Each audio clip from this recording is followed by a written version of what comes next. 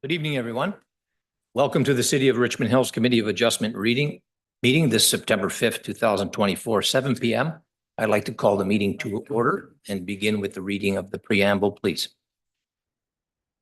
Good evening. In the event of an emergency, please exit this room. Outside of the double doors are two stairwell exits. The one on the right exits to the south side of the building, and the one on the far side of the elevators exits to the main lobby. Do not use the elevators or return to the building until directed. We ask all committee members, city staff, and members of the audience to please silence your cell phones. The Committee of Adjustment for the City of Richmond Hill has been appointed by Council to consider applications for minor variance and consent within the jurisdiction of the Planning Act. The Chair will call the applicant to the podium to present their application and will allow members of the public to comment. When members of the public approach the podium, please do so one person at a time. Please note the public deputation form beside the podium.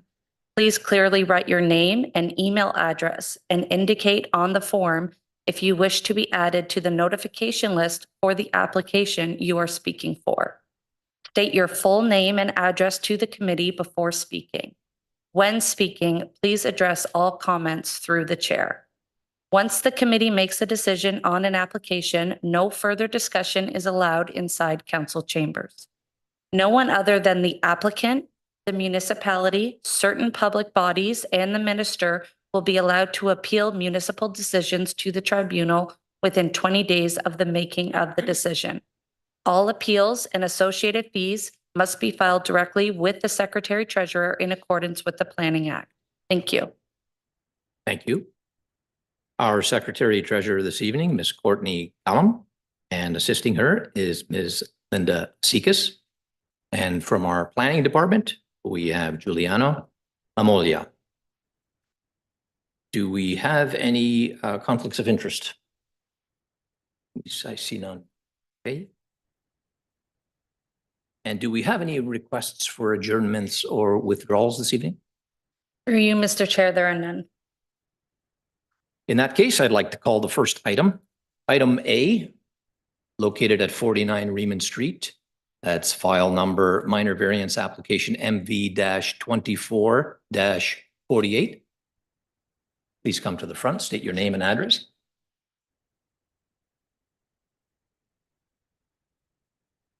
Yes, my name is Joe Dome, 133 Torresdale Avenue, agent for the owner.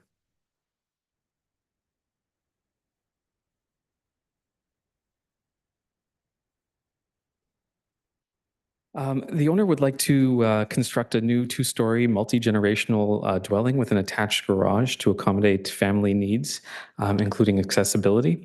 The home is designed to accommodate the owner's mother who cannot walk very well and need to make sure when she sits on a wheelchair, she can move freely by herself from one room to another. The proposed GFA of 388.42 square meters is reasonable, as the width of the two-story portion of the dwelling is 10.76 meters. There are other large dwellings in the immediate context, such as next door south at 43 Reman and directly behind at 52 Hall, as well as 2 and 3 houses south at 39 and 37 Reman, and around the corner to the south at 77 and 75 Richmond. The proposed height variance is mitigated by the fact that the dwelling is proposed to be set back further from the front lot line than the existing dwelling, reducing impact from the street. The length of the dwelling on the north side is 15.34 meters, and the main wall height is predominantly 7.3 meters, aside from a small portion above the stairwell. The gable roof further slopes back from the lot line, reducing impact. And the proposed north side yard setback of 1.52 meters is consistent with the other setbacks in the immediate context, such as next door at number 43, Reman with a 1.57 meter setback. Further mitigation is also provided by the south side yard, the setback that complies with the bylaw and is 2.15 meters to the garage and 8.55 meters to the second story of the dwelling. The owner has spoken with the neighbors next door and across the street, and my understanding is that they did not have concerns. Planning staff also do not have concerns with the proposal and recommend approval as per the planning report. Overall, we feel the application is reasonable and minor in nature, and I'd be happy to answer any questions you may have. Thank you. Do we have any additional correspondence on this application, staff? For you, Mr. Chair, there were none. Okay, thank you. Is there anyone from our audience that would like to speak to this application? I see none. Oh, sorry. Okay, come. You can have a seat now.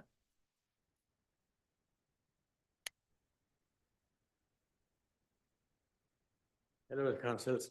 Actually, I'm the owner of 43, the neighbor of the gentleman that we're talking about. Could you write your name, please, on the paper? Yeah.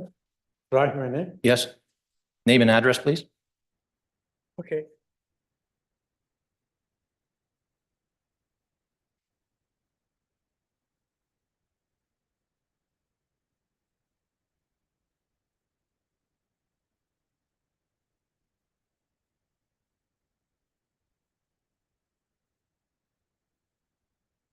Okay. Yes. Go ahead. So the reason I'm here is okay. The reason I'm here, I'm 100% supporting these people, and they are very. I have seen the plan is very good and comes with our neighborhood, and I'm living in Richmond Hill for about the last 30 years, so I support them. That's Okay. why. Okay. Very Thank nice. you. Thank you. Is there anyone else in the audience that would like to speak to the application? I see none.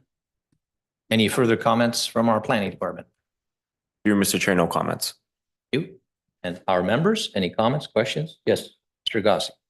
Through you, Mr. Chair, I just want to ask a quick question. You mentioned that there'll be somebody living in the home that's in a wheelchair.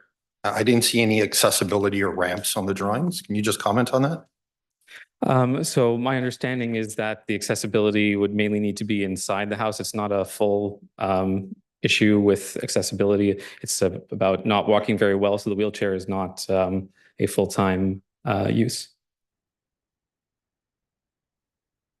Thank you. Thank you. Any other? Yes? Member Payne.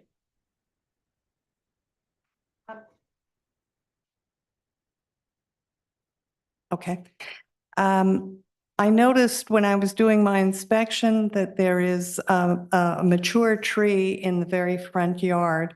And looking at the drawing, I don't see how that impedes the new building. And I'm wondering why that is slated to be cut. So that is, I believe, due to the expansion of the existing driveway. There was a tree replanting plan that was submitted and I believe approved as well already by the city to replant 3 trees. I'm not sure if you have that on file. This is a tree that right now has all sorts of fencing around it to protect it. And it's nowhere near the driveway. It's in the opposite corner of the property. I'm not even sure what kind of tree it is. So It's a big fir tree. Sorry, would you be able to highlight which tree specifically? So looking at this drawing, it's this one here. That one may be an error because the one, I believe there were 3 trees to be removed. That one was in regards to the expansion of the driveway. The other was at the north rear corner of the dwelling. And the third was in the rear yard. And then the replacement trees were shown to be planted along the south portion of the lot. So in fact, that's an error on the drawing? I believe it might be, but I do have to check the tree plan. Okay. Any further questions? Are you satisfied? Well, I guess he's going to change it. I suspect that there is a tree inventory plan Yes, associated with the application, that's right. and you need to comply with the tree bylaw for the city as well. That's correct. Yeah. Yes, okay. Thank you. Any other questions? No? In that case, could I have a motion, please? Member Goss. For you, Mr. Chair, I'd like to raise a motion to approve today's application, item A on our agenda, file number MV-24-48, subject to terms and conditions in the staff report. Thank you. Moved by member Gossi, seconded by member Albas. All in favor? Approved. Thank you very much.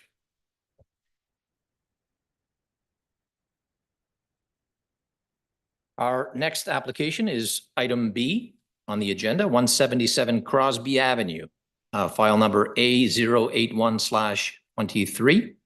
Do we have any additional correspondence on this application? Through you, Mr. Chair, we have received a letter of opposition from a property owner on Stevenson Gate. Thank you.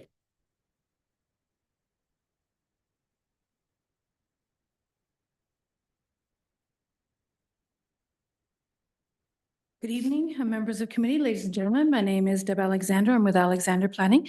I represent the owner of 177 Crosby Avenue.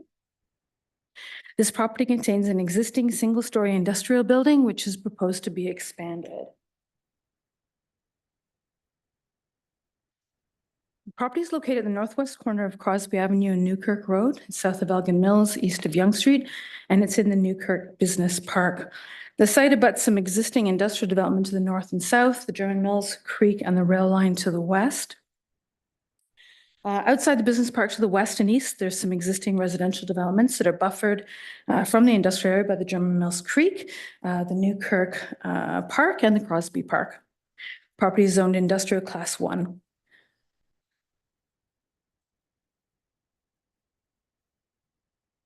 Property is undergoing a site plan approval process to facilitate the construction of a 1,238 square meter addition on the east side of the building to provide additional warehouse space and freezers.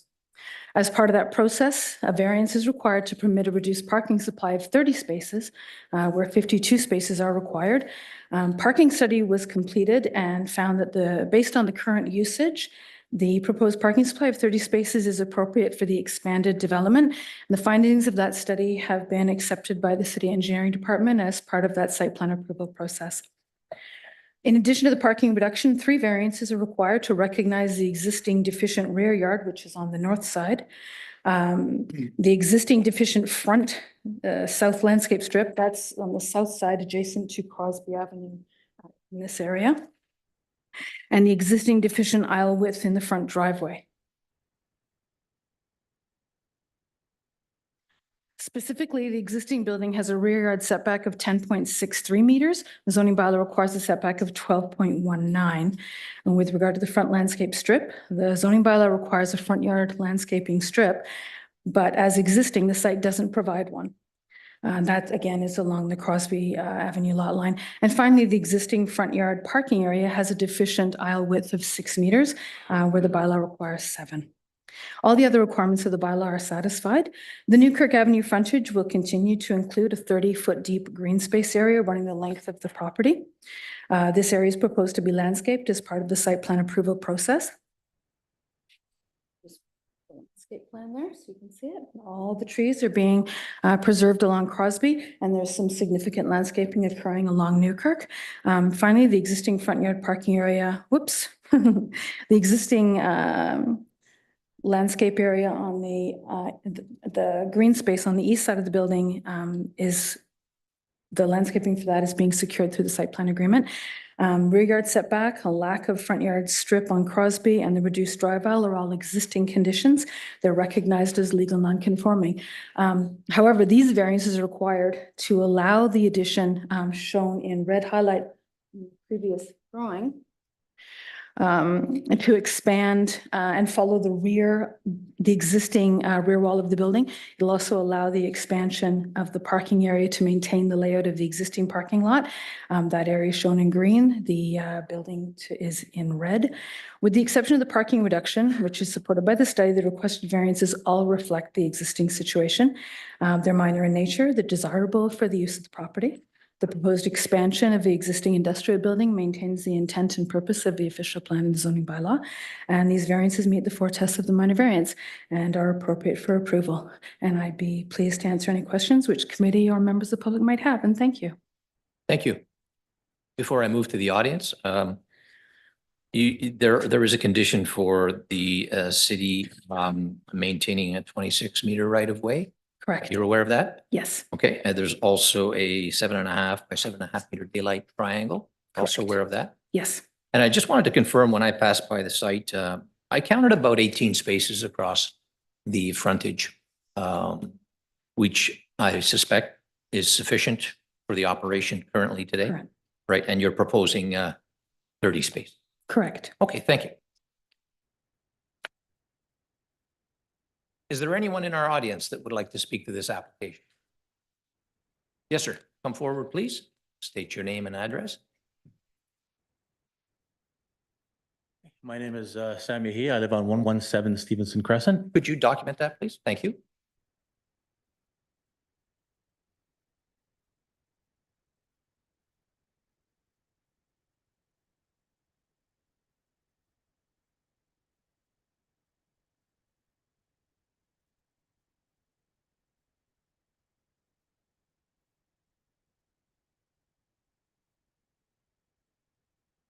Okay, so I'd like to apologize because I really didn't understand a word she said, as well as the letter that we got was very convoluted, had no idea what it meant. Okay. So, but I understand where they're working, I understand what they're doing, but what does this have to do with the other side of the tracks where we are? I don't believe it has anything to do with the other side of the tracks. That was 117, no? Or 177 This is Crosby Avenue? on, this is on the northwest corner Yes. of Newkirk and Crosby. Yes, and I got a letter for that that had my house in a little circle. Right. Saying that something is going to happen there, but we're not sure what. Right. I'd like to know. Between the building and the tracks is a water course. There's a Yes. stream there. Yes. So there's no intentions or plans to do anything beyond that limit. Can you just give me 1 second? Sure.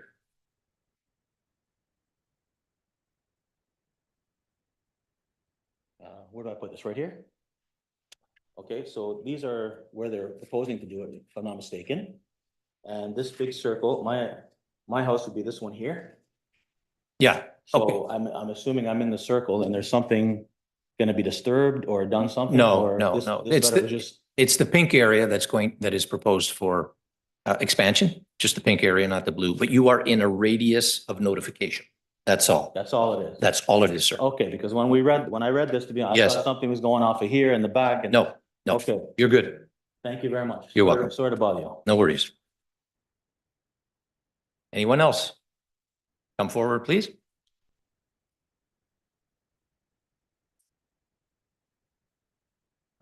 Good evening. My name is Mohammad Hashemi. I live in 6 Stephenson Gate. Okay, could you document that? Thank you, sir.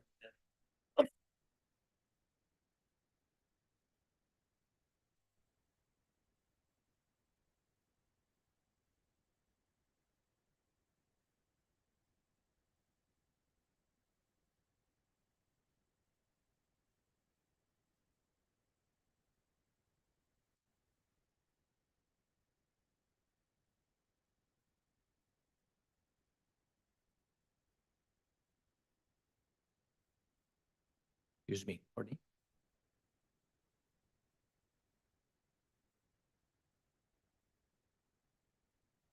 Sorry for the interruption. Go ahead. No problem. So I send the email to the committee. I read the email. So by law, the property requires 52 parking spaces. And while a 5 to 10 percent reduction might be reasonable, reducing the number of spaces to just 30 is unacceptable. The proposed reduction in driveway width by 1.01 meter might work for the existing 18 parking spots, but it's inadequate for a building needs 52 parking spaces. Maintaining the minimum by law width of parking driveway is necessary, especially during the traffic conjunction on Crosby Avenue when the trains pass. Parking in Crosby Avenue, it's already hard to find in a Crosby Park during the evening, and this issue as the population growth might cause more problem for the people who live in the area. Considering reduction of minimum front yard landscaping strip, that the existing land on the front of the building is often a habitat for a dog and provides beautiful natural scenery. And reductioning that from 10 feet to 0 along the side of the building is a very big loss for the people of the area. And I think it's by law they're required to provide that landscaping for a reason. It will be a loss for people of the community if they not provide it. Okay, thank you. Thank you. Is there anyone else in our audience that would like to speak to this application? I see none. Would you like to come up and explain the parking? I understand that there was a parking justification submitted to engineering. It was reviewed and they don't have any issues, but perhaps you can elaborate for the gentleman who came to speak.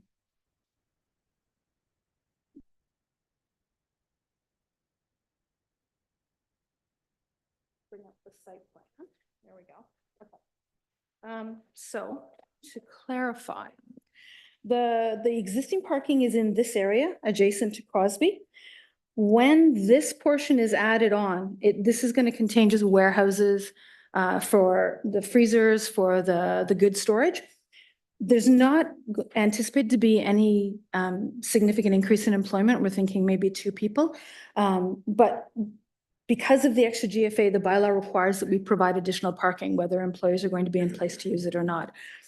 Because of the way this space is being used, when we did the parking study, we checked, the consultant checked to make sure what the parking utilization on the property was now.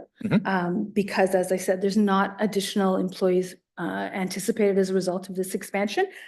So currently, the 17 spaces we have is sufficient for the employees we have. The addition is, we're also going to add the extra, up to 30 parking spaces. So we have a total of 30 across here. Another 12. 12, 13, yeah, Yep. in this area. In terms of the drive aisle width, most bylaws ask for 6 meters. This is an old bylaw, it asks for 7.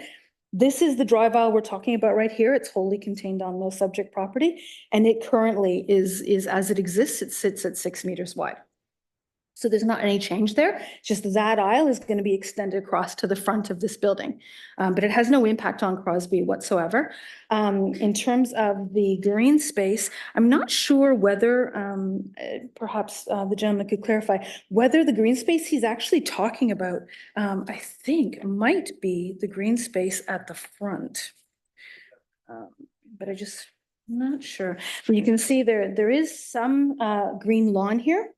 There is no landscaping along Crosby right now at all. So that green lawn that we were just looking at, this is that section, and this is all of the new planting, street furniture, and all those kinds of things that are going to be installed there as part of the site plan approval. In addition, all of the trees along Crosby will remain. There's actually 3 new trees going to be planted as well. So the entire site will actually be improved through this process. Yes, it's pretty bare right now. It's an open space. It's all green. So I think that will enhance it quite nicely across the frontage of Newkirk, in my opinion. Thank you. Do we have any additional comments from our planning department? Dear Mr. Chair, no comments. Thank you. And our members, any comments, concerns? Yes, Mr. Goss. For you, Mr. Chair, I would like to ask the agent a question. Sure. So I understand it's some sort of food storage distribution business that's there currently. And the new area, now I didn't see any sort of floor plan, but you mentioned that's going to be all freezer and storage. Is that correct? Through you, Mr. Chair, yes, that is correct. Okay. And what about the current building? What's inside the current building? How much of it's allocated to office? Are there any retail operations there? I didn't see any, but is there any sort of walk-in retail operations? Okay. Right now, the existing building has a small mezzanine here that contains some offices. The rest of it is all warehouse and storage. There is no retail sales from this location. The storage area, this is all proposed to be freezers from top to bottom. And it's intended to expand the existing warehouse and freezer storage areas that are in the current building. Okay, so how many employees are at this facility currently, including warehouse staff and office staff? How many do we have? We did not, I don't have access, or I did not have the parking study to look at. I think the count is 22, but I would have to double check that for you. Okay, thank you. Thank you.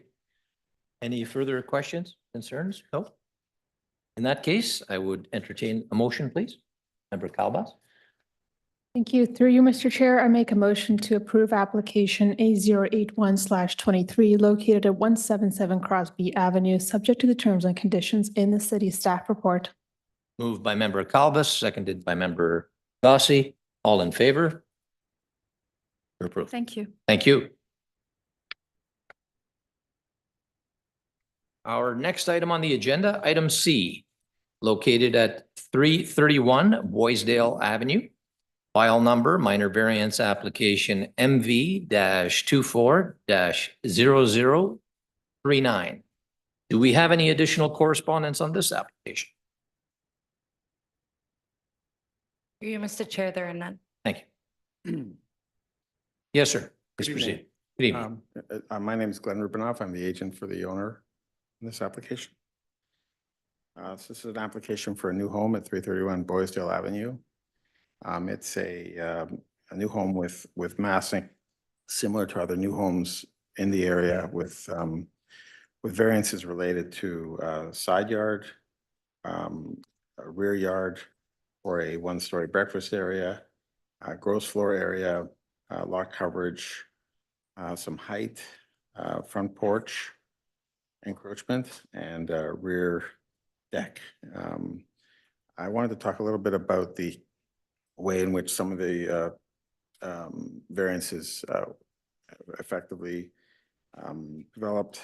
There's an additional width variance, and that results in additional coverage to the side. So it's not an encroachment to the back, but more an adjustment to the width of the home, and that resulted in additional lot coverage and GFA. But those are relatively minor in terms of impact to adjacent neighbors. There's still 6 feet on both sides, and in fact, one side is projecting further away from that beyond the garage. The encroachments in the front are not to the home itself, but to the porch. And the rear yard is related to the one-story breakfast area, which also contributes to the lot coverage calculation. So I've read the staff report and agree with their analysis that it is consistent with redevelopment in this area, that that's compatible with the massing, the scale, and the pattern of existing side yard setbacks and fits into the streetscape. I think I'll just leave it to if there's any questions. Okay, thank you. Is there anyone in our audience who would like to speak to this application? I see none. Do we have any comments further from our planning department? Through you, Mr. Chair, no comments. You and our members, any comments, questions, concerns? I see none. In that case, could I have a motion, please? Member Gossi. For you, Mr. Chair, I'd like to make a motion to approve item C at 331 Boysdale Avenue, file number MV-24-0039, subject to terms and conditions in the staff report. Moved by Member Gossi, seconded by Member Kalbas. All in favor? I see 4 hands. Approved, sir. Thank you. Thank you.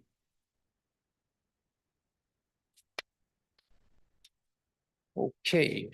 Our next item on the agenda. Let me move all of these letters so I can see it. Item D, located at 52 Beaufort Hills Road. File number, Beaufort, file number CN-24-08. I guess we have additional correspondence on this application. Through you, Mr. Chair, yes, we have received letters of opposition from the property owners on Beaufort Hills.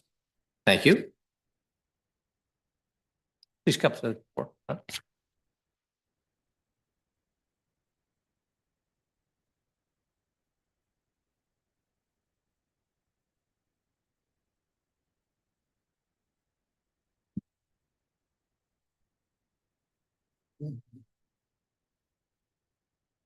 Please proceed. Good evening. My name is Claudio Belvino from the Gore Research Group. We're land use planners and market analysts representing the registered owner of 52 Beaufort Hills Road. As you can see the reference plan. As the committee is aware, the site was included in the consideration of a prior zoning bylaw amendment, which rezoned the lands to facilitate the creation of 2 residential lots. The zoning bylaw amendment was approved by council and enacted as per the bylaw 122-23 on December 13th, 2023. The bylaw also includes a provision that permits a future severance on the property to create 1 new residential lot. Accordingly, the applicant is proposing to sever the property to create 2 lots. The retained lot, part 1, will accommodate the existing 2-story single detached dwelling. And the severed lot, part 2, will accommodate a new 2-story single detached dwelling along with the open space area. The 2 proposed lots will have frontages and driveway access onto Beaufort Hill Road. So the applicant is seeking consent to permit a severance, which is described as follows: to sever and convey a parcel of land with an approximate lot frontage of about 67 meters and an approximate lot area of about 2,007 square meters, referred to as part 2 on the reference plan, which you see here at the bottom, and a retained parcel of land with an approximate lot frontage of 46 meters and an approximate lot area of 2,298 square meters, which is referred to part 1 in the reference plan.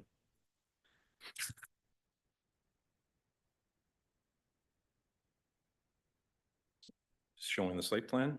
The retained lands are zoned residential urban RU zone pursuant to zoning bylaw 1275 as amended.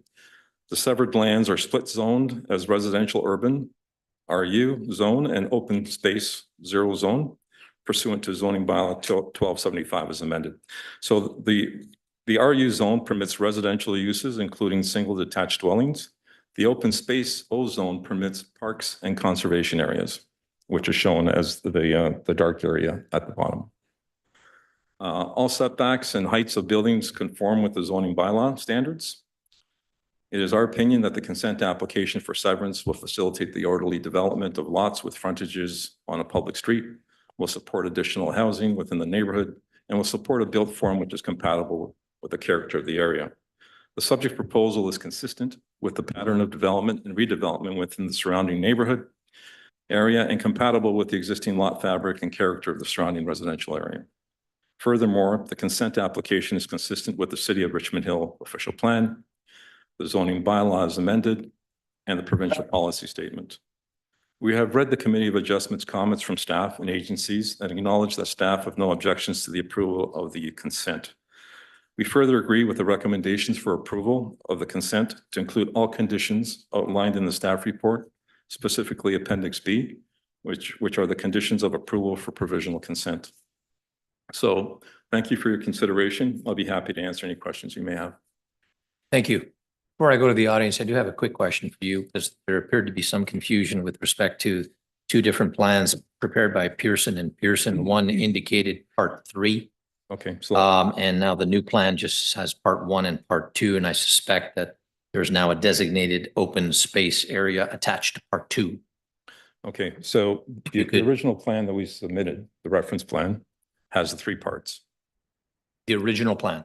The original draft reference plan that we submitted with the application, Yes. right, had 3 parts on it. Okay. Okay, so the first part, Yes. part 1 is Understood. is the retained land, and part 2 and part 3 are the severed pieces. We had to create the third part so we could describe and delineate the open space zone. Okay. We received emails indicating that the committee wanted to see only 2 parts on a reference plan. That's why we were able to have the surveyor create the second plan, which shows 2 parts.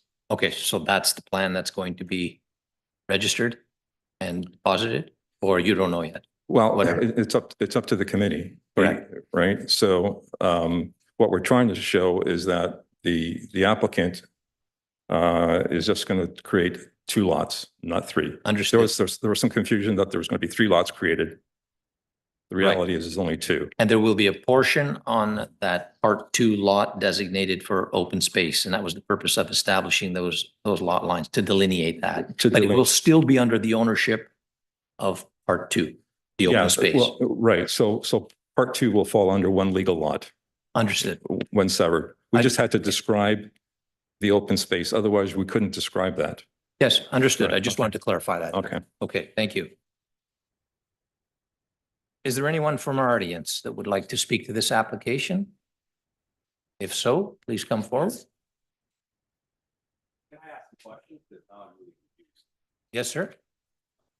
Like, is it 2 lots or 3 lots? Like, Could you state your name and yeah. register in here, please, and direct all of your questions through the chair? Here? Yes. We can stay. Our presenter can have a seat until we have the question. You can have a seat, sir. Sorry. Okay. Yes, sir. So my name's Peter Jadis. Okay. I live at 137 Coons Road, which is the property abutting the 52 Fort Hills Road property. Okay. What I'm trying to understand is the package that was sent was not very clear. It had a circle around one property saying it's going to be severed, yet it talks about 3 parts, which I think you just tried to describe, which I believe is slightly helpful. What I'm trying to understand is, are we creating 3 distinct properties? Because if we recall in 2023, there was a request by this homeowner to create 3 properties, which was declined. Subsequently, the homeowner, an applicant, went and illegally removed approximately 20 trees, which resulted in an order for the homeowner to plant 31 trees by this December. Okay. Has not happened. So I am viewing this as another attempt to sever the lot into 3, which was the original plan, which was declined. So I'm trying to see clarity. Is this one original lot severed into 2 that happens to have an open space on the second lot? Or is this 3 distinct properties? And will we be here again in a year with an applicant saying, now I'd like to build yet another home on part 3? That's what I'm trying to understand. Okay. And I don't understand. Thank you. Okay, we'll try to answer that question for you. That's part of the reason why I was seeking clarification on that. My understanding is that there's creation of 1 additional lot. So we're dealing with 2 lots. So one but- additional lot and 1 home on this one. Correct. So a additional total lot. of 2 dwellings. And the part 3 that was referenced? With all the trees will be attached to that part 2. It's all part and parcel of the same lot. That's. Okay. clarification. Thank you. Thank you.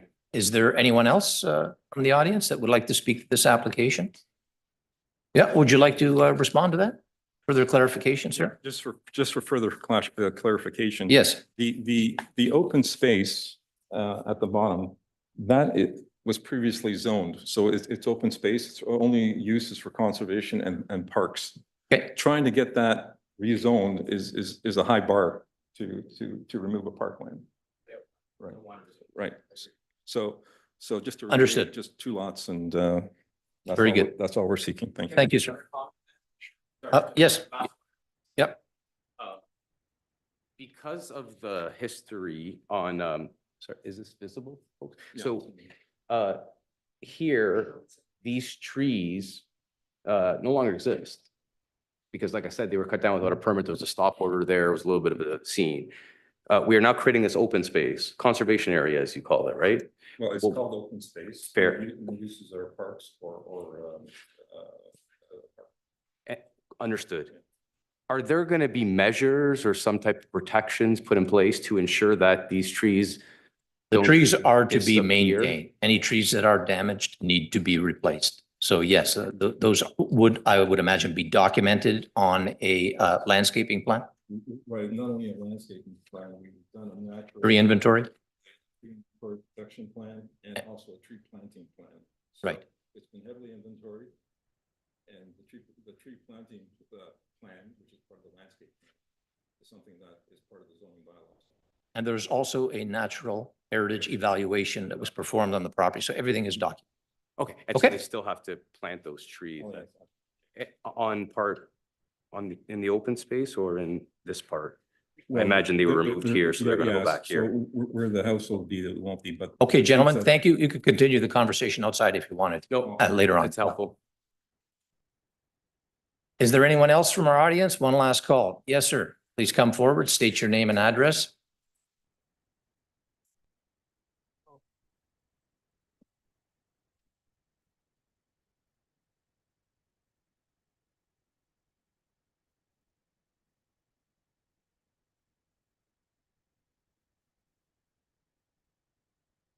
Councilors, I'm Shang Feng Ji. I'm from 46 Beaufort Hills Road, so Okay. it's like connected to the subject property.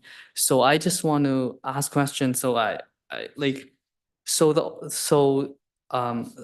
the subject property, so it's already severed into 2 lots, right? So it's already like separated into 2 lots. It's already approved. That's why they're here this evening. No, it's not. The committee is going to be voting on the approval of that. And then it'll move forward and be severed. Oh, so basically. It's so one the lot right Original now. lot is It's one going lot. to be. So right now it's 1 lot, like. It's 1 lot right now, and they are applying this evening to sever it and create an additional lot. Which is the part 2 of this plan? Part 2 and 3, I don't know which plan you're looking at. You might be looking at an older drawing, but it could be part 2 and 3 combined. I don't know which one you're looking at. Okay, okay, so. Yeah.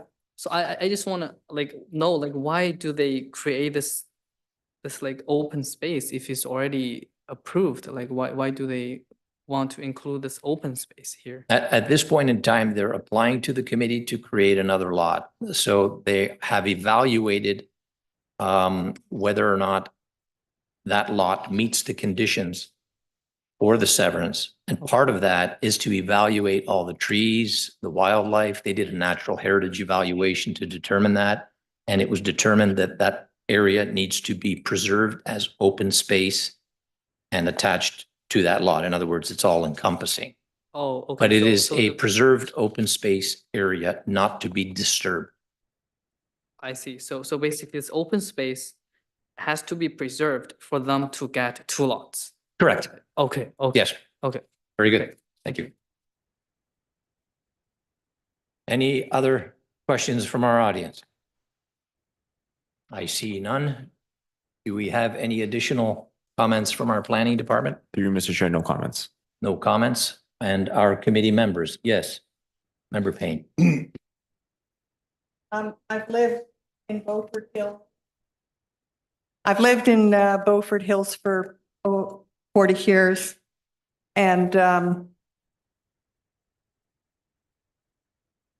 I have great concerns about the preservation of trees. And when I hear that this property owner went in and cut down 20 trees illegally, I'm quite suspicious of the entire application. I can't really trust that the house that's existing isn't going to get a request for demolition. I can't really trust that this two-story building is really going to adhere to the aesthetics of the area. And by my count, 28 or 29 trees in the current, in this drawing will be destroyed, leaving this open space, which I imagine will garner the same kind of attention as the property over the road. And no one is going to maintain these trees. No one is going to take care of them.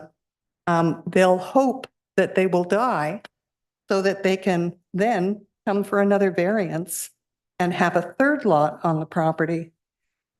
I have a lot of concerns about this application. Okay, thank you. Do we have any other comments from our members? Yes. Member Goss. Through you, Mr. Chair. Excuse me. I just wanted to ask, I'm sorry, you're the agent? Just wanted to ask you a couple questions. So can you tell me about the efforts that you had with the community? Did you reach out to the community? Did you go around and speak to any of the neighbors? Did the homeowner do it? Or was everybody just surprised when you went for to council to get the property rezoned? Well, the rezoning happened over 2 years ago, right? 2022. There was public meetings. There was a chance, I guess, to appeal if they so wanted to. From my understanding, there was no appeals, and they were able to. Could you speak into the mic, please? Rezone the property. Thank you. And also ensure that the open space was part of the zoning. All right, so the concern that I have about this file is that it's almost malicious compliance to just follow that process and not go out and speak to the residents. I live in the area too, given the sensitivity of the area. And then your client willingly cut down those trees and hasn't yet replaced it. The residents have a concern, and I don't feel that comfortable with this file, given that it really bothers me that somebody would be so egregious to do that and then just plant some, baby trees somewhere and, hope for the best. So, I'm disappointed that those actions were taken. Thank you. Thank you, Member Gossi. Any other further comments? No other further comments? Okay. There's no guarantees that the existing dwelling won't be demolished and rebuilt. I mean, that's the prerogative of the landowner. There's not much you can do about that. You've heard the comments from our committee members. Unfortunately, this evening we are 4. So you might have a split vote 2-2, which would be a denial of this application. My suggestion to you might be to consider a deferral, at which point you can provide the committee members upon your return, can happen very quickly, some reassurances as to your replanting strategy, that the owner has neglected to replant the trees he was supposed to plant. Otherwise, there's a possibility that this could get turned down this evening, and your other option would be to appeal to committee. Okay, so we'll defer it and obviously do what the owner has to do to rectify the tree situation. I guess the little bit of comfort is that there was a tree inventory done before the trees, from my understanding, were cut down. So there is an inventory, and there is a tree planting plan that was agreed to as well. Okay. So let us take this back and I guess make some assurances or whatever we need to do. We'll talk to the whoever we need to talk to, and we'll see if we can straighten this out. Okay, thank you. I'll come back to you. Yes, Member Gossi, you have another? Through you, Mr. Chair. I've been with the committee for a while, but this is an area that I'm familiar with. When you talk about you having a tree planting plan, what insurances do the residents in the city have that will actually be fulfilled? And who's the one that looks over that plan and makes sure that happens? Thank you for that question. My understanding is that there are securities that are put in place to make sure that trees are planted. Perhaps our planning department can jump in here and provide some comments. So through you, Mr. Chair, this would have to go through a site alteration permit. And that's correct. There are securities that are taken during that stage in order to ensure that the development adheres to the plantings that are proposed. Very good. Thank you. So through you, Mr. Chair, sorry, planning. Can you just explain to me a little bit? They have to go to site alteration. But who is actually doing the enforcement of that? Are there any penalties? How does that work exactly? I'm not familiar. Through you, Mr. Chair, to the best of my knowledge, through the site alteration permit, it's ARC staff that are reviewing the trees and the planting plan. And they're the ones that take the securities. And then after the site alteration permit is complete, they would have to go through the building permit process. And is this something that we can put as a condition of the approval? That the applicant goes through the site alteration process? So regardless if it's a condition or not, they would have to go through the site alteration permit. Thank you. So if that's the case, I think we could probably go to a motion. Thank you, Member Gossi. The motion on the table would be to defer. So if I could get a motion from. Actually, I'd like to make a motion, given the information that was just provided by planning, to approve the application. Item D at 52 Beaufort Hills Road, file number CN 24-08, subject to terms and conditions in the staff report. Okay, the motion moved by Member Gossi, seconded by Member Kalbas. All in favor? You're approved, sir. Thank you.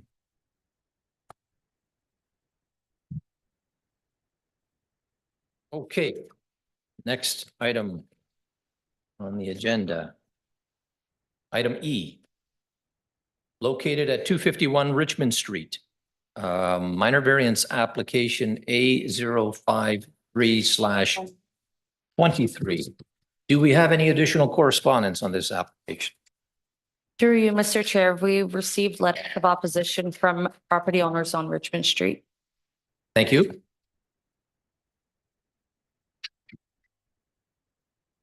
Okay, could the applicant please come forward and present?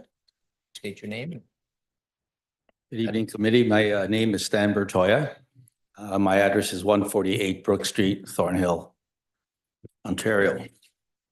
I'm representing the owner, Mr. Eric Few.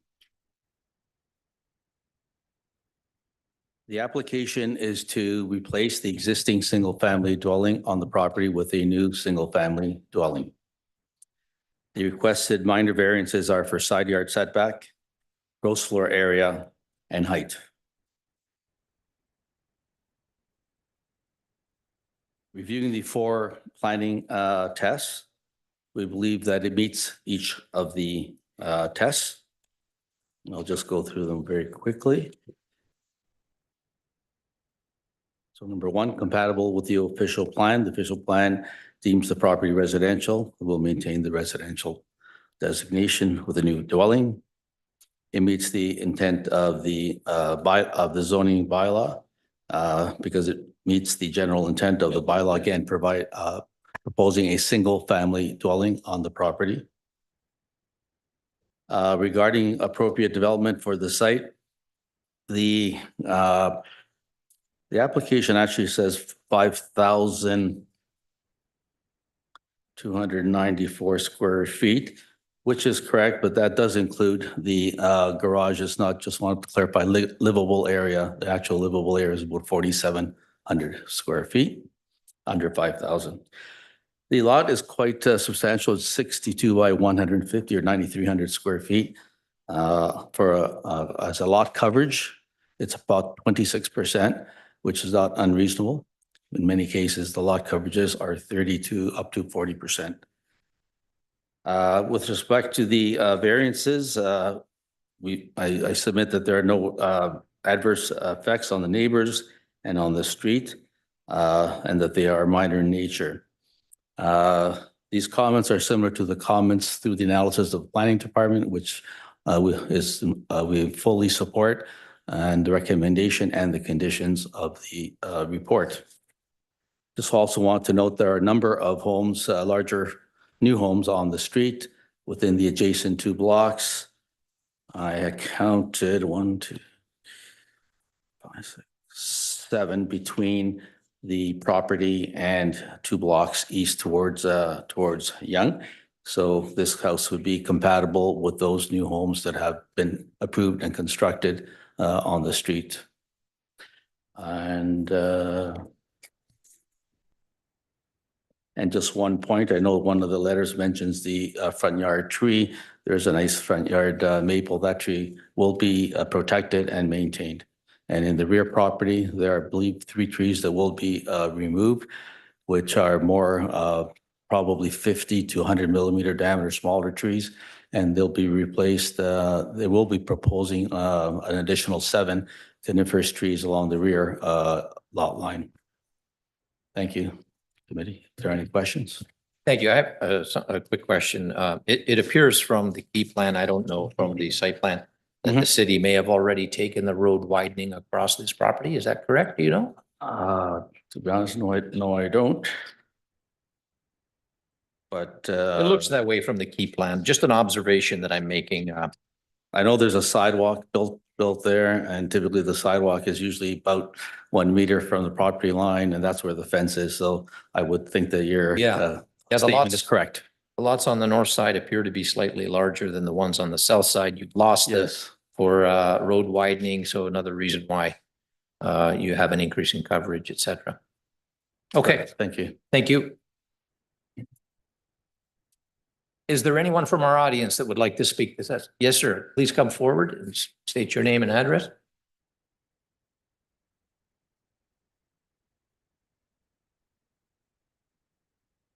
Good evening, members of the Committee of Adjustment. My name is Wilhelm Bleek. I'm living on 136 Center Street West in the relative neighborhood. I'm not in the circle of whatever, how many people. I came back from vacation only 2 or 3 days ago, and I walked in my neighborhood. And I saw the sign. I said, what's going on there? Typical reaction. And I walked off, came to the town hall, and I'm sorry, I forgot your name again. You were most helpful. You got me the application and the agenda of this meeting, and my blood pressure was going up. Oh, sorry. And not about the application in itself, but the recommendation of the planning committee, and not even the recommendation to approve, but the wording. I'm one to my, as a retired professor of helping students and so on, all gone, that I look at the text. And the crucial word in this text of the planning committee, luckily not from you, is character of neighborhood. It shows up 7 or 8 times. It repeats and repeats. Now, I learned if somebody tells 100 times, yes, I'm right, it doesn't proof that it's right. It shows, I looked at it and I thought, what is going on here? Let's be honest. This building application, including the designs, have a few similar recently examples there, which actually were upsetting the neighborhood already. The last one was an example that they wanted to build in a new road across south of Center Street West and take about 100 old trees down. I'm hoping it won't make it to be approved. But if I read here, with your permission, can I quote it? One sentence, I know. The construction of the proposed 2-story single dwelling is compatible with and in keeping with the existing character of the neighborhood. Did the planner the planner looked at the plans, but I don't think he walked the street. I'm sorry.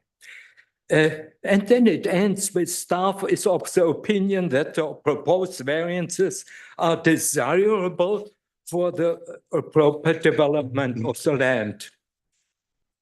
I like to have arguments for this, but not just floskel. I'm sorry, English isn't my first language.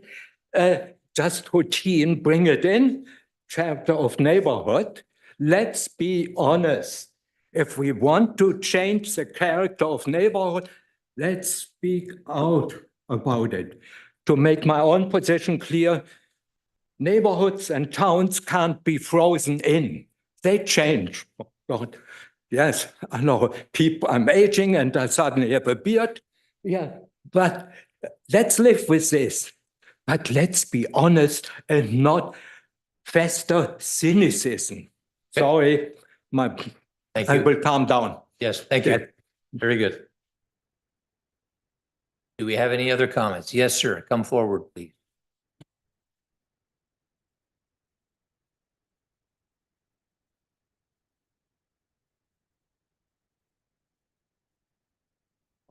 I'll wait for the paper to sign my name, but I'm Sam Creamy, I'm 257 Richmond Street. I'm right next door to the proposed lot. Okay.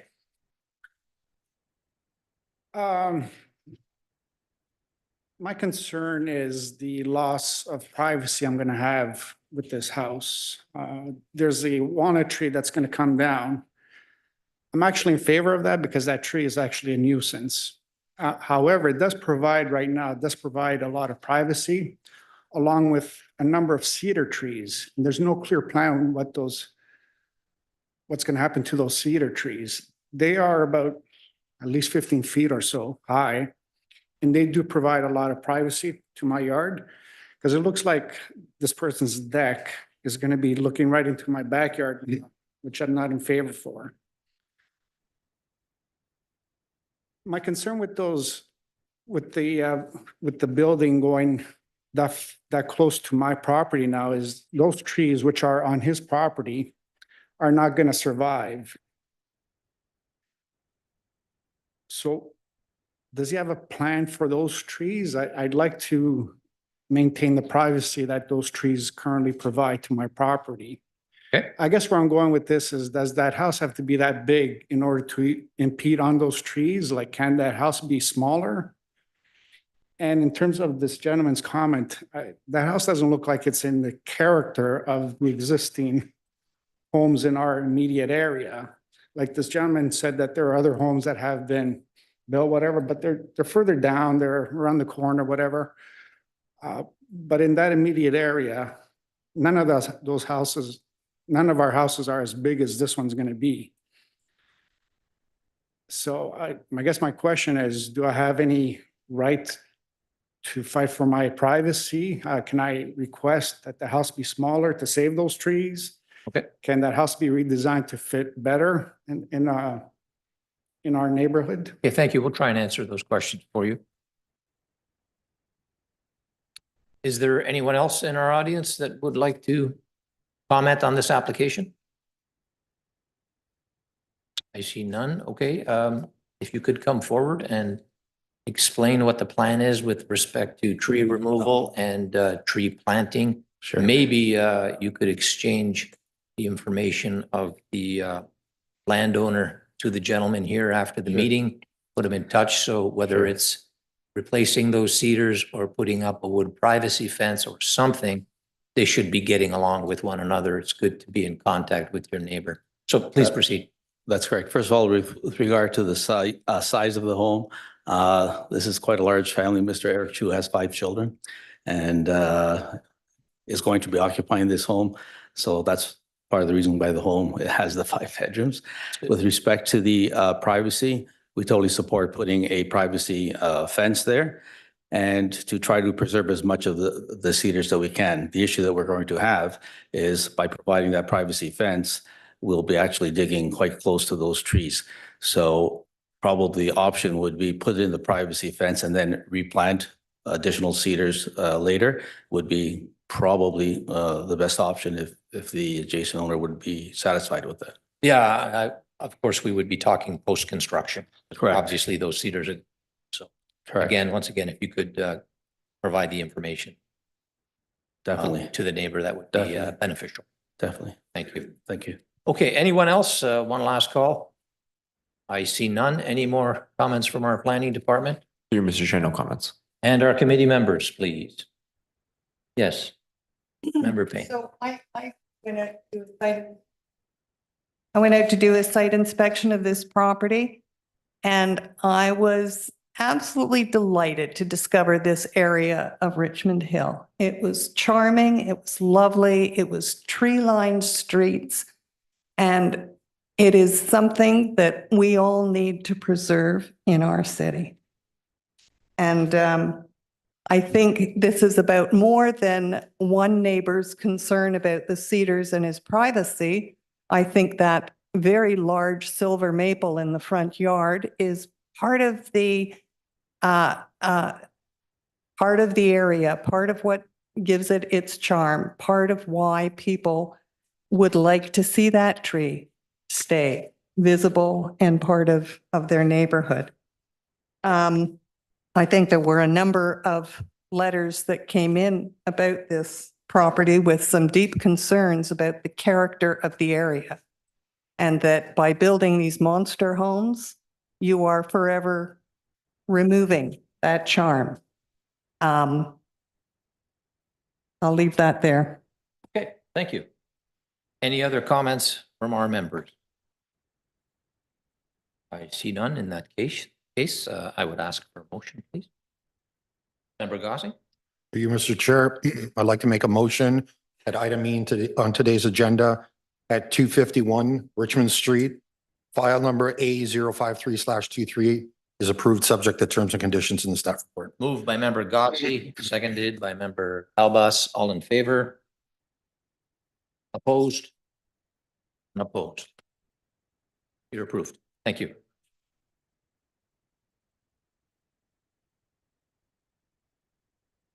Okay, our next application, item F on the agenda, located at 63 Observatory Lane. It is minor variance application MV-24-23. Do we have any additional correspondence on this application? Through you, Mr. Chair. No, we do not. Thank you.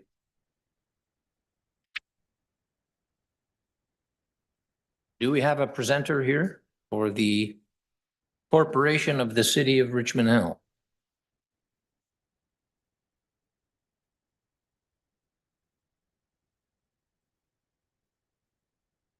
No presenter for the Corporation of the City of Richmond Hill.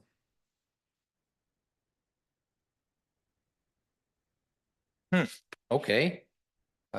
We could move this to the back. I don't think someone's going to show up from the City of Richmond Hill. For the Corporation of the City of Richmond Hill. Okay. I don't blame you. I have some comments too. In that case, we should probably defer this application. Again, you mean it was deferred previously? I don't think this, maybe it was canceled. It might have, was this on an agenda that was canceled? Okay, but it was not deferred tonight. We don't have a presenter. You've got lots of questions, so we're going to have to bring this one back. Okay? Well, you know, when are you back? Okay, we'll document that November. So the city will come back sometime in December or January.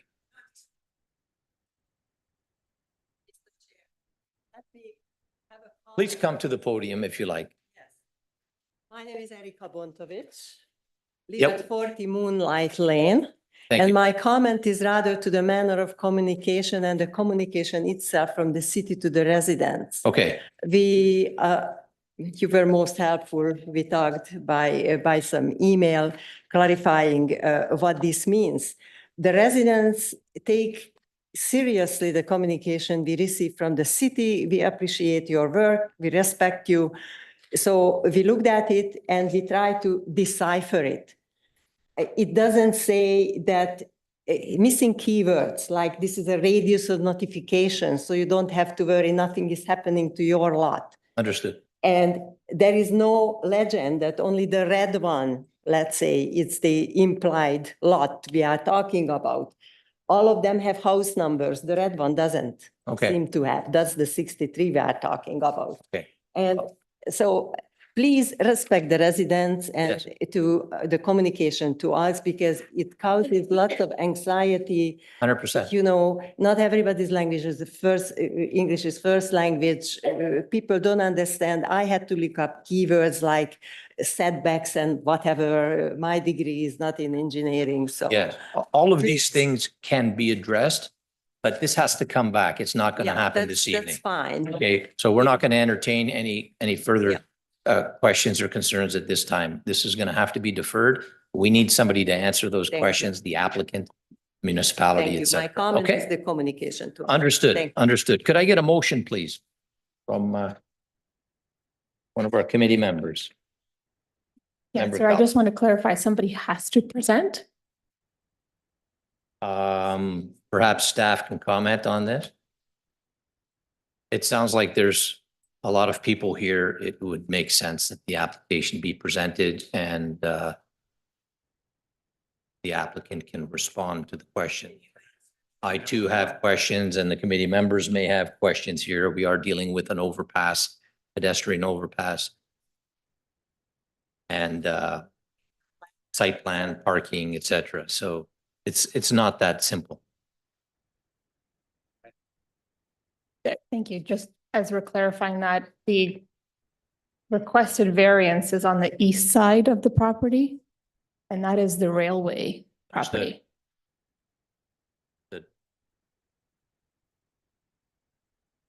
You know, just if I might comment, like I said, this is not a minor application in my opinion. We're dealing with a structural pedestrian overpass over the tracks. I know that the CN has commented, other departments have commented, et cetera.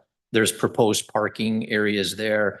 There should be, you know, whether it's a site plan application or a zoning bylaw amendment, maybe this has to go to council. I don't know. There's a lot of questions and I think we understood. Okay, we're not going to get into that. My recommendation is we move forward and defer the application and bring it back. So everybody has a say and we can deal with this properly. Get more clarity about what they want to do, because that's not clear.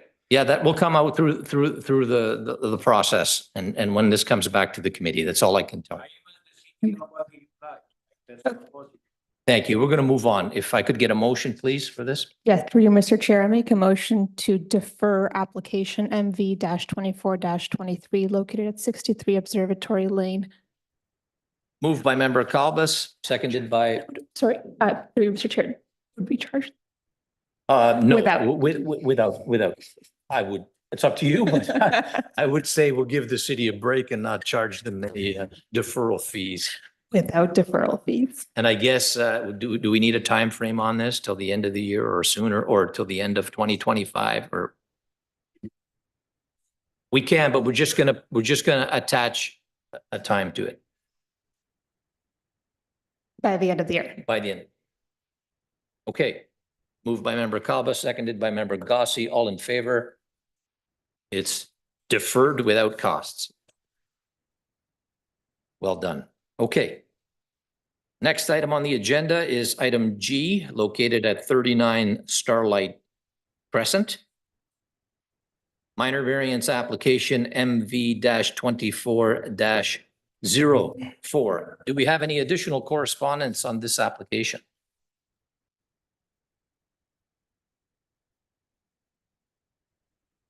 You, Mr. Chair, no, there are none. Thank you. Please proceed when you're ready. Yes. I've taken the liberty to. Could you speak in the mic, please? We can't hear you. Sorry. Thank you. Hi, Heidi Evangelista on behalf of the owner of 39 Starlight. And I've taken the liberty to outline the variances that we have in front of you this evening. This property, 39 Starlight, is located in the Younghurst community. Bathurst and Elgin Mills area, which currently has a one-story single-family dwelling. We are proposing a two-story single-family dwelling to enable a multi-generational situation. And as you can see from my photos that I will be putting up momentarily,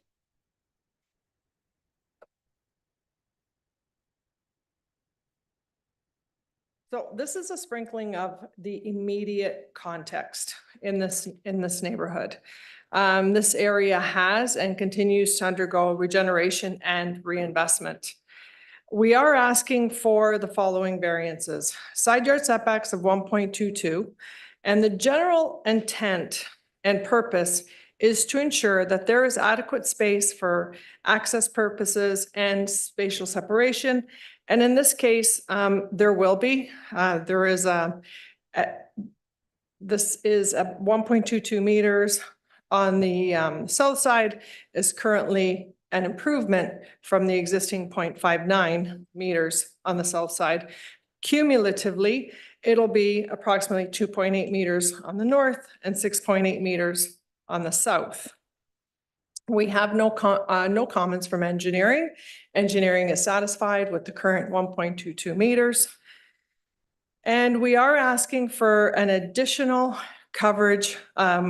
The bylaw requests 30%. We are asking for 33.29, which equates to an additional 214 square feet in addition to what is permitted.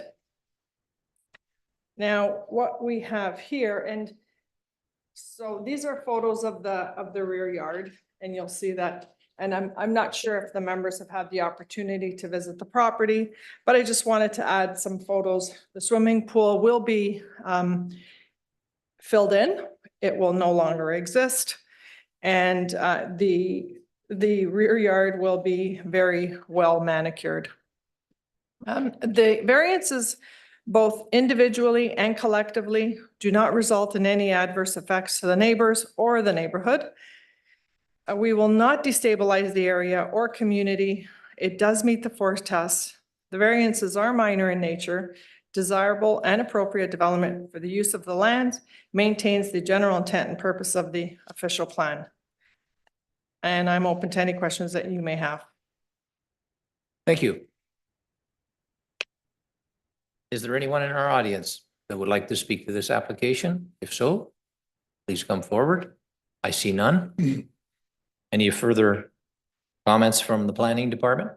Through Mr. Chair, no comments. Thank you. And any comments, questions, concerns from our members? Yes, member. Speaker, your speaker. Thank you. Through you to the planning department. Is this a three-story building? And in this area, is it zoned for two-story? Looking at the way the garage goes down, but it seems to be a ground level, and it looks like it's actually a three-story building. Through you, Mr. Chair, I don't have the zoning bylaw with me, but just generally speaking, in these neighborhoods, the zoning bylaw permits two-story houses. And looking at the drawings, would you say this is a two-story or a three-story?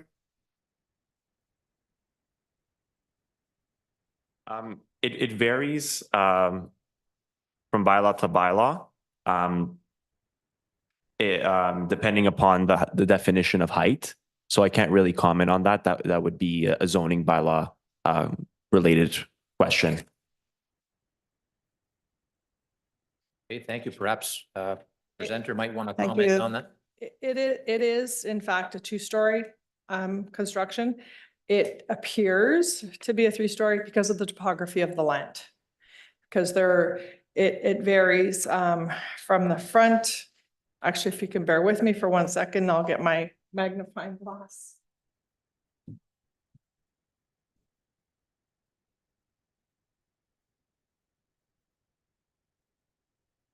I have one of those too, so. seen its day. So the lands are undulating from the front of the property to the rear of the property.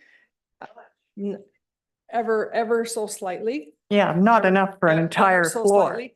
However, I understand what you're stating because of the way the situation of the garage is. However, it is a two-story.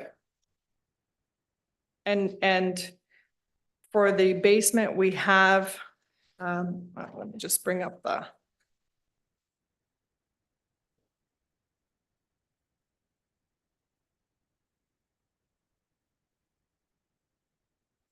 The garage is at street level.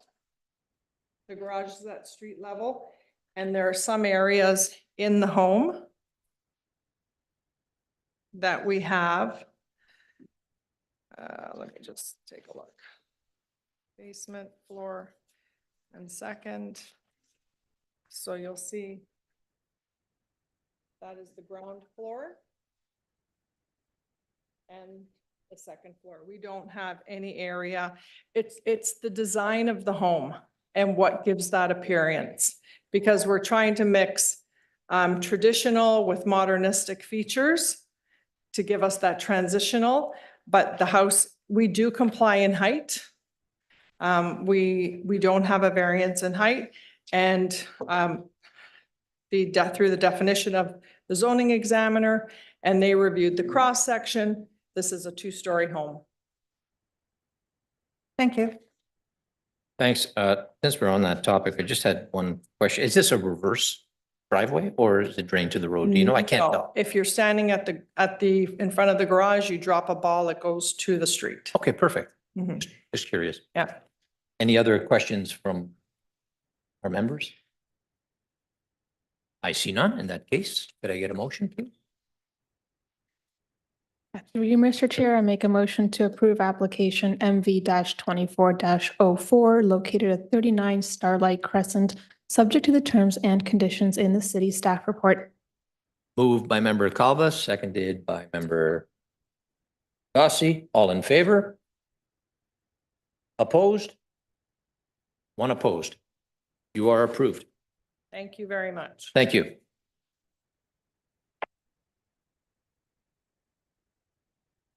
Okay, the next item on our agenda, item H, located at 178 Douglas Road.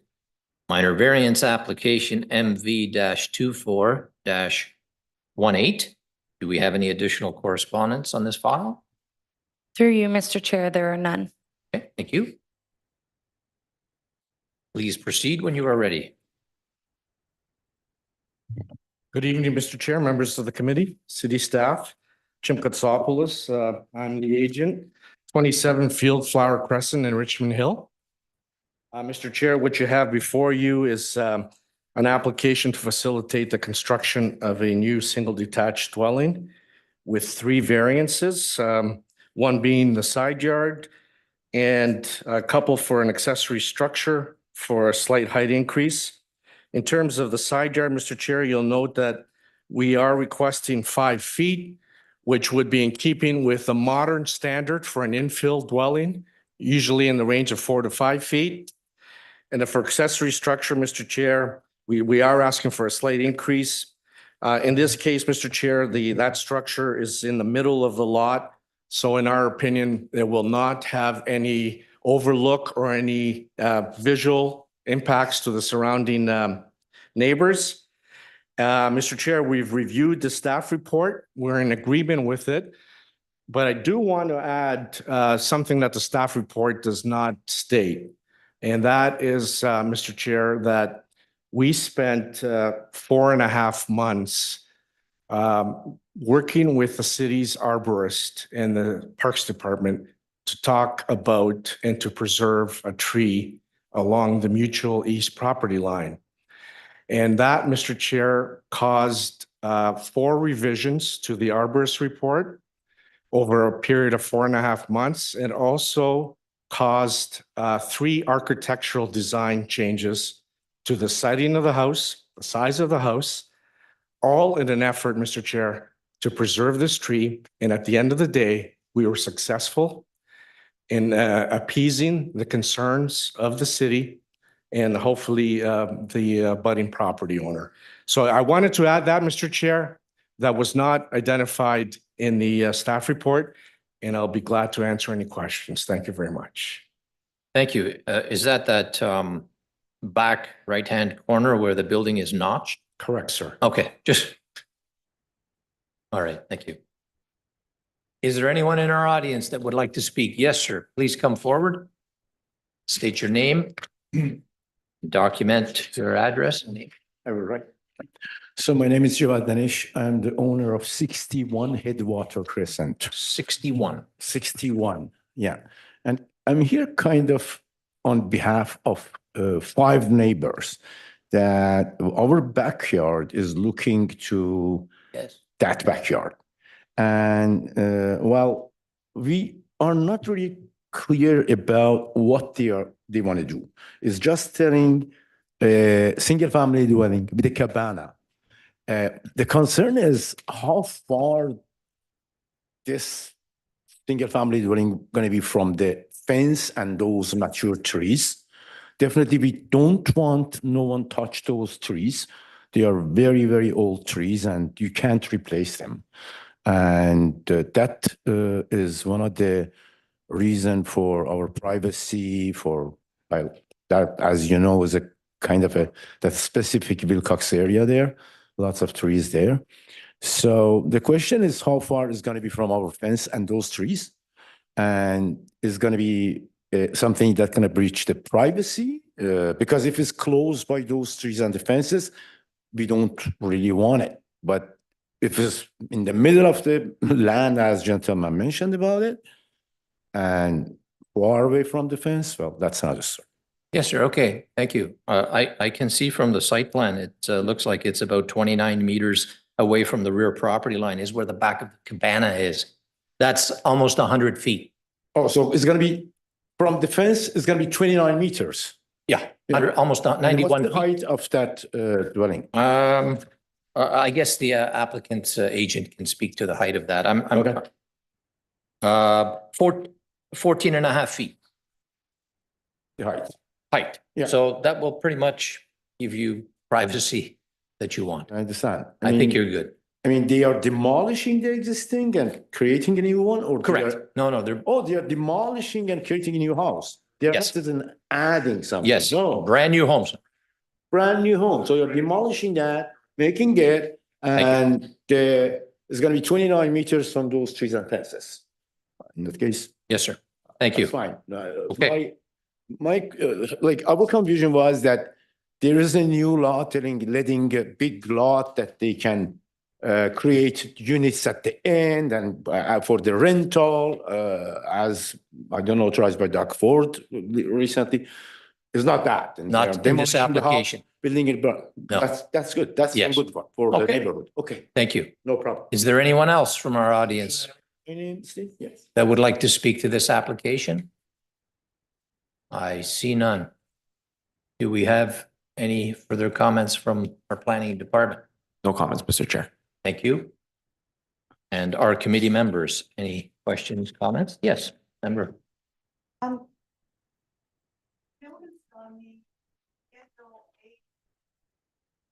I noticed, You'll get the hang of it. I'll get it. I noticed on Schedule A4 of the official plan, is this property in an area of aquifer vulnerability, Schedule A5, or any special conditions when you're putting this large a house in that space? I just wonder whether there might be some issues there. And then I'm glad they're saving one tree, and I'm not quite clear which one it is. But it looks like there's 10 trees to go for this. And there's a lot of very mature trees on this property, so. Okay, that's directed to the applicant or the planning department? So the question about the aquifer and the wetland is to the planning department, please, and the trees, perhaps to the applicant.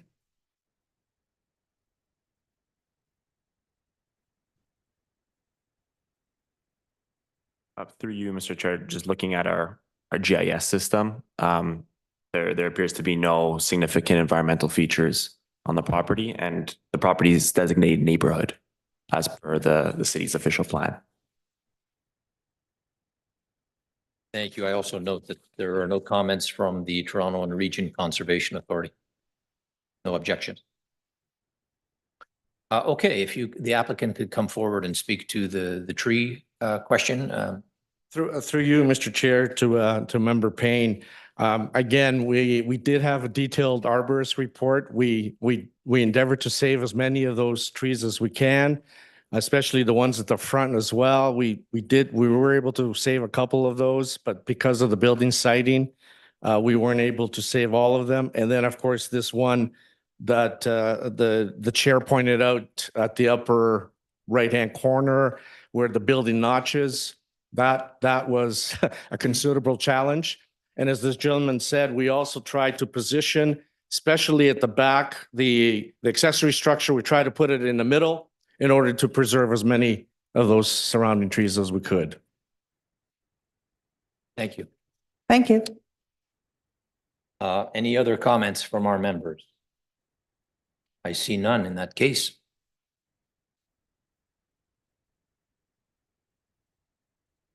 In that case, if I could get a motion. Member Calvo.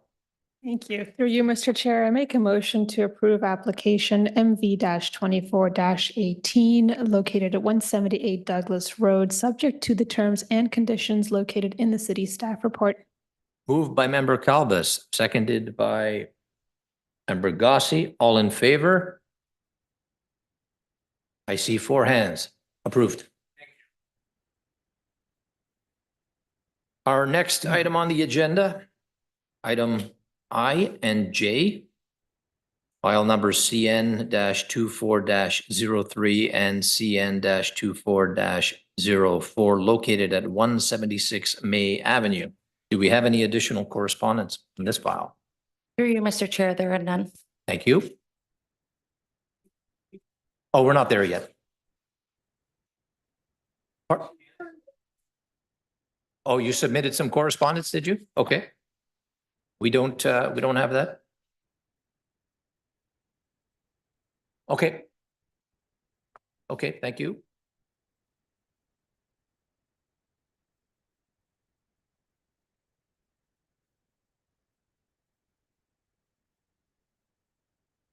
So we don't have the additional correspondence, but you're confirming that it was submitted. Can we have the applicant come? You'll find it. Thank you. Could we have the applicant come forward and make the application presentation, please? Good evening, Mr. Chair. Jim Katsopoulos on behalf of the owners.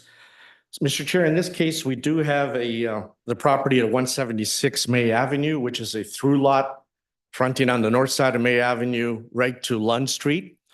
And the first application, Mr. Chair, would basically almost at the halfway point subdivide the property into 2, retaining the existing dwelling along May Avenue, while severing the portion along the south side of Lund. And both of those lots, Mr. Chair, would fully comply with the minimum lot area and frontage provisions. The second application, Mr. Chair, along the south side of Lund would then take that severed portion and subdivide that into 2 equal parts. Again, Mr. Chair, that would fully comply with the minimum lot area and lot frontage provisions. So in both of those situations, Mr. Chair, the applications before you would fully comply with Section 5124 of the Planning Act. And as per staff, we've also read their report. We would be in agreement with its content. Mr. Chair, just alluding to this, I've also been made aware, and that was part of the deferral back in July, of some correspondence from the abutting owners, I believe to the east. And Mr. Chair, that has to do with some issues regarding some grading issues. And my response to that, Mr. Chair, is if you look at the staff report, there is a very concerted and a very specific condition that says that in order to satisfy the city's development engineering section, we would have to prepare a grading plan that not only looks at the subject lands, but it looks at the adjacent lands, which I believe to be the people that will be speaking to you.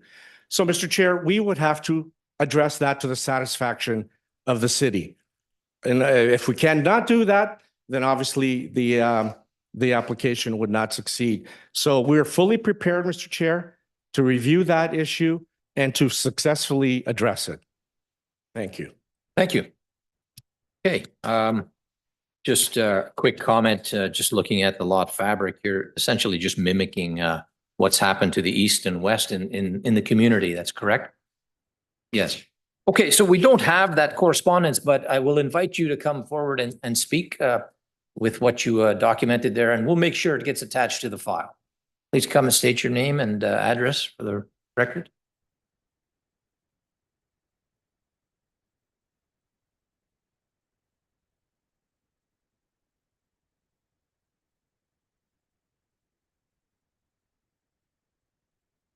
Good evening. My name is Ann Ritchie. I am the co-owner with my husband of the adjacent lot, 57 Lund Street.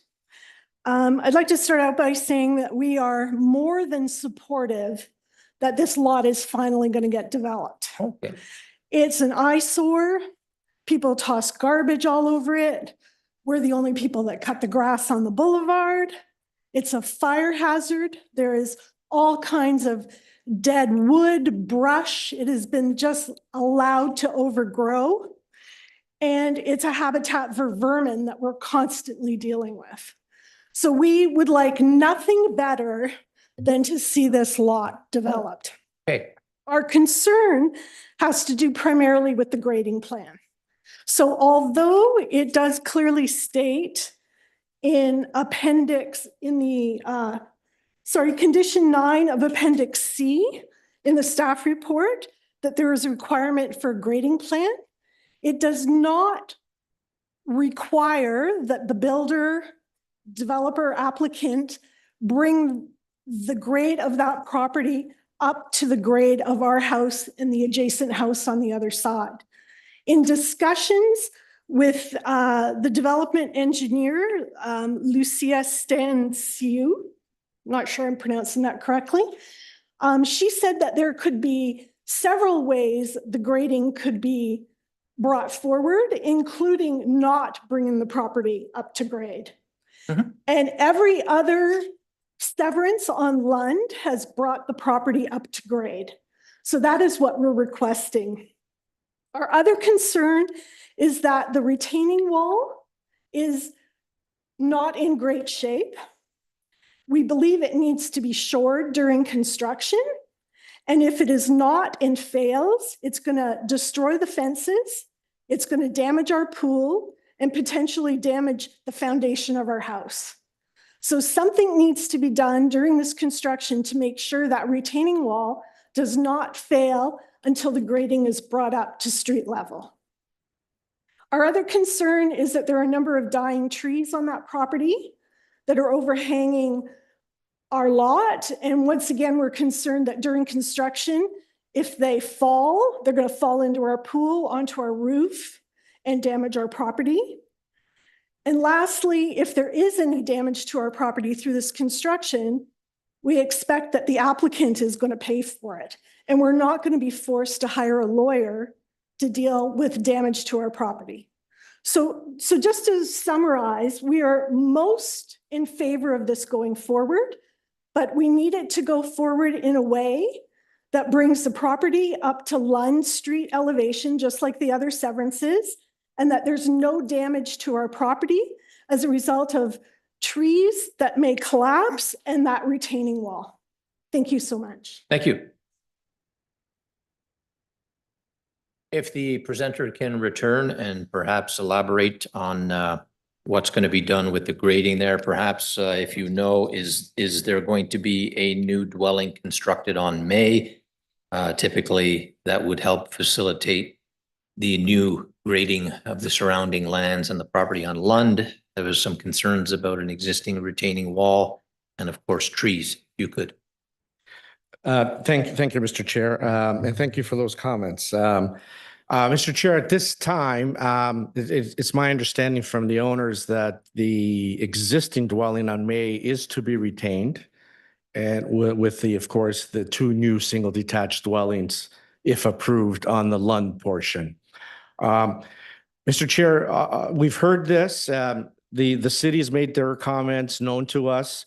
There are property standards provisions that will have to be complied with by the owner during the construction phase. So all of this, Mr. Chair, will be vetted through this. And it is our intention, obviously, to facilitate the type of development, as the owner said, that has already been a characteristic of the surrounding properties that have redeveloped in the recent past. So that is obviously our prime directive. And it will be along those lines, Mr. Chair, where you'll end up seeing the plans in order to facilitate the construction of the two new dwellings. Okay, thank you. That's what I can say at this time. Okay, thank you. Yes, I will. Sure. So when we spoke to the engineer, we asked if condition 9 could be revised to mandate that our concerns, that the lot be brought up to grade, that there be some shoring of the retaining wall. Those are kind of the two main ones. We were told that these conditions that are placed in these documents are standard, regardless of the conditions that exist. We'd like to request that planning be much more detailed in what is required in condition number 9. Through you, Mr. Chair, unfortunately, I can't impose that condition. That's something that the committee can impose, but based on my review of this condition, that this is a standard condition that engineering provides for consent applications. So if committee choose to impose a revision to the condition, that would have to come from committee. Right. Thank you. So in response, I'd request formally that the committee add conditions about lot grading up to Lund Street and shoring of that retaining wall during construction. I'm not sure that those are conditions that this committee can actually add. Pardon? That's the engineering conditions that are here are generic conditions, but all of your concerns typically get addressed in the preparation of a grading and site servicing plan. So I don't see a topographic survey here. All I see is a surveyor's boundary plan. So as part of the process, they will have to get an up-to-date boundary and topographic survey done, at which point they can determine how the lands drain. And it is quite right that they could come up with different scenarios for grading depending on what they're building. They may need a catch basin in the backyard on the subject plan. But it's important to recognize that drainage from the subject lands will be self-contained, and drainage from the neighboring properties will be accommodated. So they're not going to send any water to anybody else. They have to deal with it in the confines of their property. They're not going to enter another property and stabilize a retaining wall. But my question to you is the retaining wall on your property or is it on this property? It's the retaining wall. Unfortunately, you didn't get our package, but the retaining wall is on both properties. So it has kind of migrated. And from the survey that was provided, parts of that retaining wall on our property, parts of the retaining wall are on the applicant's property. And we need that retaining wall stabilized because if it fails during all this construction activity, we're going to sustain damage to our house and our pool. Right. So is the retaining wall holding your property up or the subject lands? You're higher. The retaining is You are holding higher. up our property. Okay. So my experience with this is the retaining wall itself may become redundant when they build. So you have to look on either side of the subject property. If both properties are higher than the subject property, chances are the retaining wall will become redundant and the land will get filled in. That's what I can offer you. I appreciate that the retaining wall become redundant, but that could take up to a year. And during all that construction activity, I'm concerned the retaining wall will fail. If they pull away all those trees and they pull away the wire fence, that retaining wall will come down and that will damage our property. Right. All I can suggest to the applicant is I suggested this on another file. If you can provide some information to the neighbor of your owner and contact information so they can have a discussion amongst this, because it sounds like it is a civil matter. I don't think that we can impose anything here at the committee, nor is it enforceable. However, during construction, there's a lot that your client can do to ensure that that retaining wall may become redundant, but in the interim during construction, that it's stabilized, perhaps with some T-bars or whatever needs to be done, because it's been brought to our attention, it's a concern, and it needs to be handled. But I don't think we can particularly add a condition for that. So if you would be so kind as to share the contact information, and you could contact the owner directly and try to be in communication. I don't think there's anything else that we can do here. That would be a very fair and logical route to take, Mr. Chair. Thank you. Okay. We would be in agreement with that. That would be a very fair and logical direction to take. Okay, thank you. Do we have any further comments from our planning department this time? No comments, Mr. Chair. Okay, and from our members, Mr. Gossi, yes, please. Through you, Mr. Chair. I would tell the couple that's objecting to this is a civil matter. This would be something that, couldn't be imposed by the Committee of Adjustments. However, right, if I were you, and you also encourage the agent to provide the information for the homeowner, so you guys are going to be neighbors, you can discuss it, you can express your concerns to them, right? And obviously, I'm sure you'll be watching very closely. Before any construction begins, I would take periodic photographs, right? I'd perhaps even take some measurements just to protect yourself, okay? And if anything does go wrong, please document the experience, document what you've seen, okay? That way, as a civil matter, right, it'll be much easier for you to get reconciliation over your concerns if there is a problem. Now, I'm sure the agent is going to do his best to pass that information along to the owner and explain that. But that is, I believe, the best way to handle it. It's difficult to impose some sort of conditions when there is no problem yet. I personally don't feel comfortable saying that. This happens in my life all the time, right? You almost feel like you have to wait for something to happen to get some sort of resolution. But unfortunately, that I believe that's just part and parcel of the process. Thank you. Thank you. Any other comments from our members? See none. In that case, I could ask for a motion, please. Member Cal. Thank you. Through you, Mr. Chair, I make a motion to approve consent applications number CN-24-03 and CN-24-04 located at 176 May Avenue, subject to the terms and conditions in the city staff report. Moved by member Calvis, seconded by member Gossi. All in favor? Unanimous, approved. Thank you.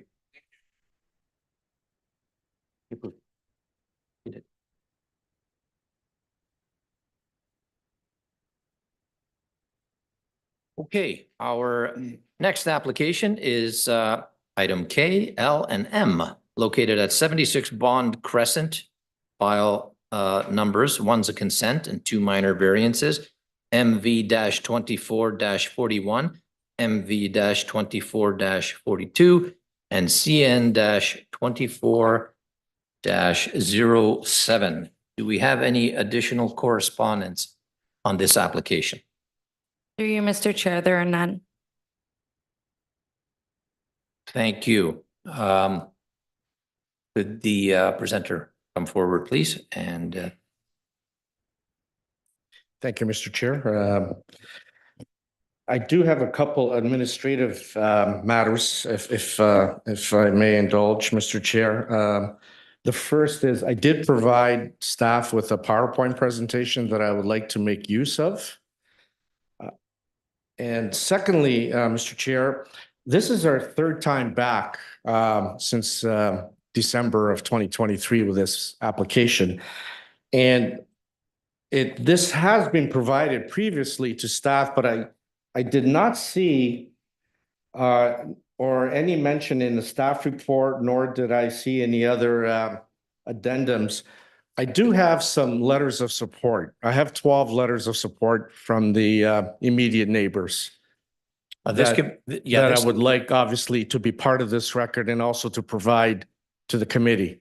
Okay, this committee has seen those in your previous attendance, with the exception of Member Payne. So maybe she would like to quickly review those letters of support, unless the other members would like to see them again.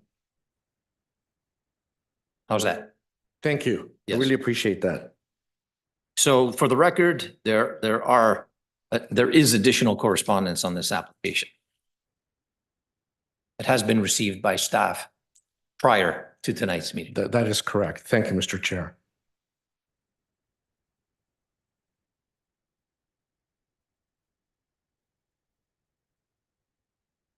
Mr. Chair, as you alluded to, these lands are municipally known as 76 Bond Crescent. They're located in the north side of Bond. If we can go, Linda, to the next one. That is just the land use context, Mr. Chair. It's within a very established residential neighborhood that is currently going through transition. There are some infill developments that will eventually end up completing the road network, and I'll get into that, Mr. Chair. If you go to the next one. So, Mr. Chair, this is the proposal before you, and I want to spend a couple minutes on this one based on what I've seen in the staff report and just to explain to the committee. So the application before you, Mr. Chair, is to sever a lot, and I've highlighted that in red, while retaining the rest of the property, which is in blue. Mr. Chair, the dimensions of these two lots, and there was a mention made in the staff report, which I would like to clarify. So the severed portion has a frontage of 57 feet, 17.64 meters, and the retained portion has a frontage of 45 feet, 13.75 meters. And Mr. Chair, obviously, the question arises out of staff. Why is there such a discrepancy between the two lots? Why can't you mirror and subdivide them on an equal basis? Mr. Chair, there is a notable hardship on the severed lands, and that has to do with, and you could see it, if you follow along the west lot line, there's also a dotted line about, it's 6 meters wide, that runs from the north all the way down to the south. And that, Mr. Chair, is a municipal storm sewer easement that has been in effect for about 35 years, my understanding about that. And after pleading and begging, Mr. Chair, with the city engineering department for us to be able to manipulate that so we could place a proposed dwelling over it or even eliminate it so we can sever the property into a more equal distribution, we were resoundingly told that is a no-touch zone. So that is staying. The city needs it for overland flow that will facilitate subdivisions to the north and to the south in the future. So therefore, Mr. Chair, we then had to obviously resort to these dimensions. 57 feet for the conveyed lands, 45 for the retained lands. And then, Mr. Chair, you also notice what I did on the blue part. I ghosted over what will happen if this committee approves this application. And what I've done, Mr. Chair, I've shown you how that land will be developed in the future through a combination of a zoning bylaw and a draft plan of subdivision that will have the effect, Mr. Chair, of extending the street to the east all the way to the west. And Mr. Chair, that is evidence. The street obviously that terminates to the east is Wellsprings, and that will eventually hook up with the street to the west. in order to finalize and complete this part of the neighborhood. And that's what you have there, Mr. Chair, and that's what I've shown you there. If you go to the next one, Linda. So, Mr. Chair, this just gives you a better indication. So these are the subject lands. You could see where Wellsprings terminates to the east. And then eventually it's going to move in that direction westerly to hook up with L Street, which is the next closest north-south road to the west. And that's what this application before you, Mr. Chair, will do, without any impacts, I might add.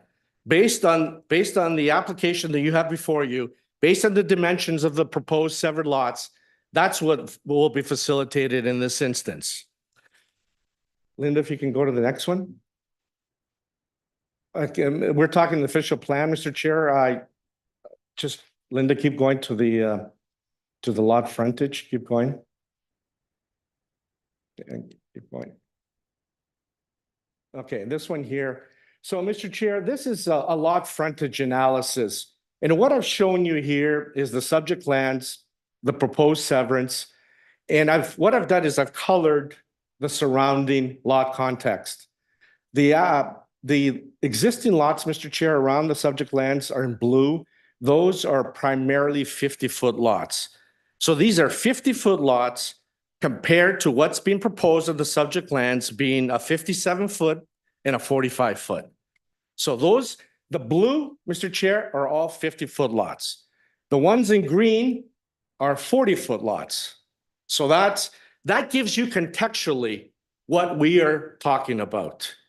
When I'm talking about as if the application before us is approved, that's what you're going to be surrounded with. So our 45-foot, our 57 is surrounded by 50s and 40s. So we're right in the middle, Mr. Chair, where there is, in our opinion, complete compliance in character with the surrounding context. So that's what this committee is being asked to do. So now, Mr. Chair, if I can get to a couple points in the staff report. Obviously, overall, staff is asking that this application be considered through a zoning bylaw amendment and that the Committee of Adjustment not consider its approval. I just want to concentrate on a few points in the staff report. The first being, Mr. Chair, the staff report says the proposal is to provide an additional residential lot within an established neighborhood, which I've given you the context. And on the basis of the Bond Crescent infill study, which I'll elaborate on shortly, these lands are to assist with the east-west connection of Wellsprings Avenue to L Street and the construction of low-density development along within this connection. Again, in order to maintain the stability and the character of the area. Also, Mr. Chair, the proposed severance and retained lots are to utilize existing municipal infrastructure and are to provide additional housing in the surrounding area, which again, Mr. Chair, is in line with the official plan and the overarching policy documents. Further, Mr. Chair, the staff report, it says the lot dimensions for the proposed severed and retained lots are consistent with the development standards of the single detached R4 and the single detached R6. And that, Mr. Chair, is what I've showed you, the blue and the green. So of the governing bylaw being bylaw 31396. So on this basis, Mr. Chair, and the staff report does go on to say the proposal is deemed to comply with the key provisions of the PPS, the growth plan, the Region of York, OP, and the city's OP. However, the staff report goes on to say, in spite of all of this, their recommendation says that this proposal is premature at the Committee of Adjustment level, and that their position is that this must go before council through a zoning amendment. So this is what they have stated, and I've showed you contextually. However, after all of these statements and of all these facts, staff's recommendation is that that this is not appropriate in front of the committee. So now I want to take you, and Mr. Chair, I believe was our last meeting, one of your members asked a very poignant question about the applicability of the bond infill study.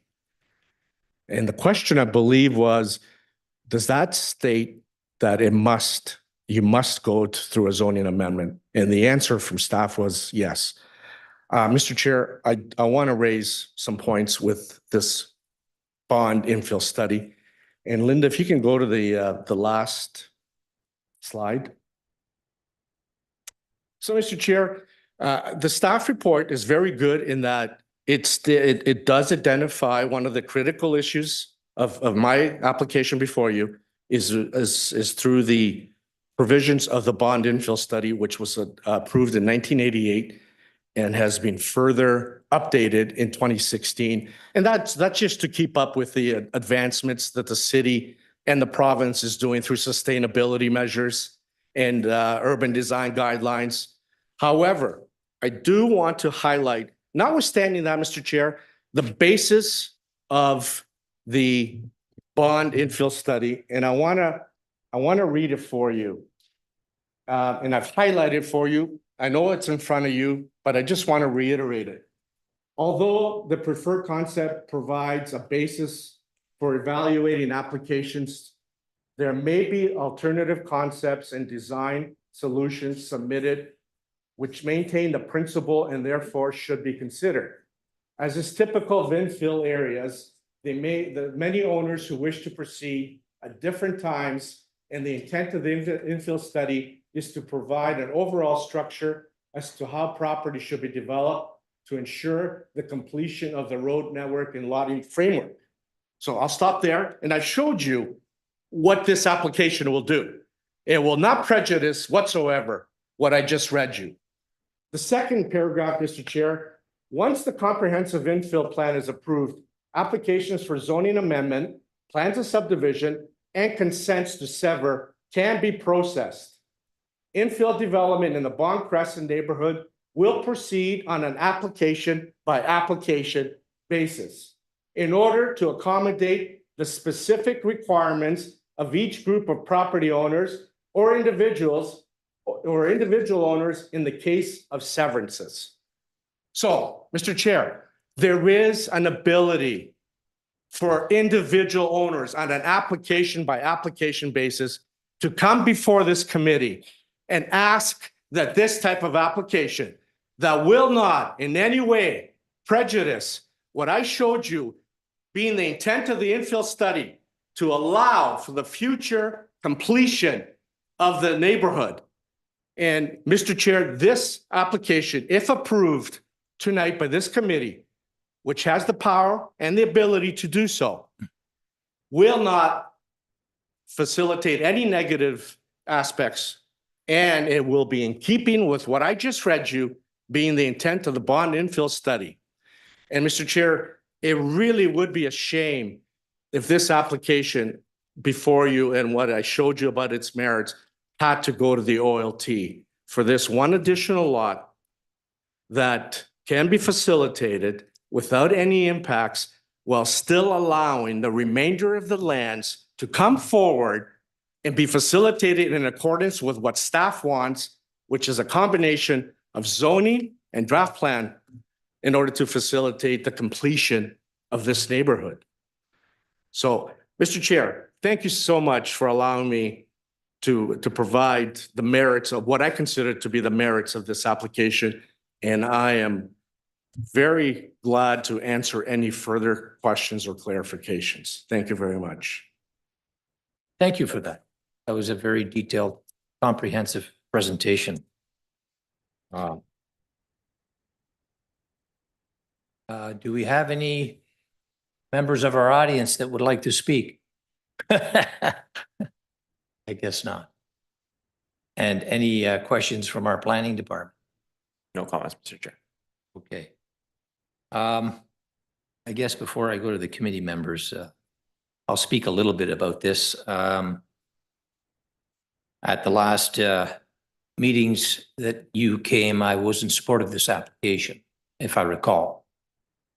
at that time, and it still remains the case, I cannot see any technical basis presented by staff for this committee to actually turn this down.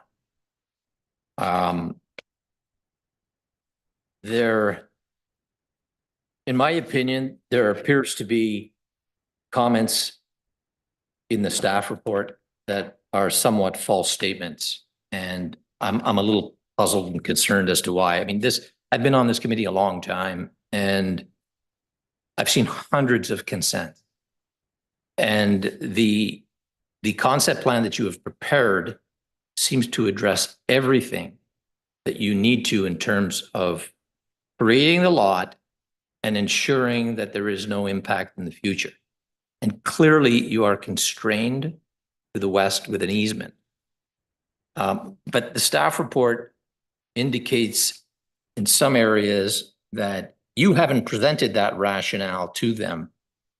And they're not convinced with the extent of the easement, as it says here on page 7, because it has not been comprehensively reviewed. But today you presented your discussions with engineering, and I do recall that came up at a previous meeting, and engineering confirmed with you there's an existing storm sewer there, which I believe may have been upgraded in the last 10 years.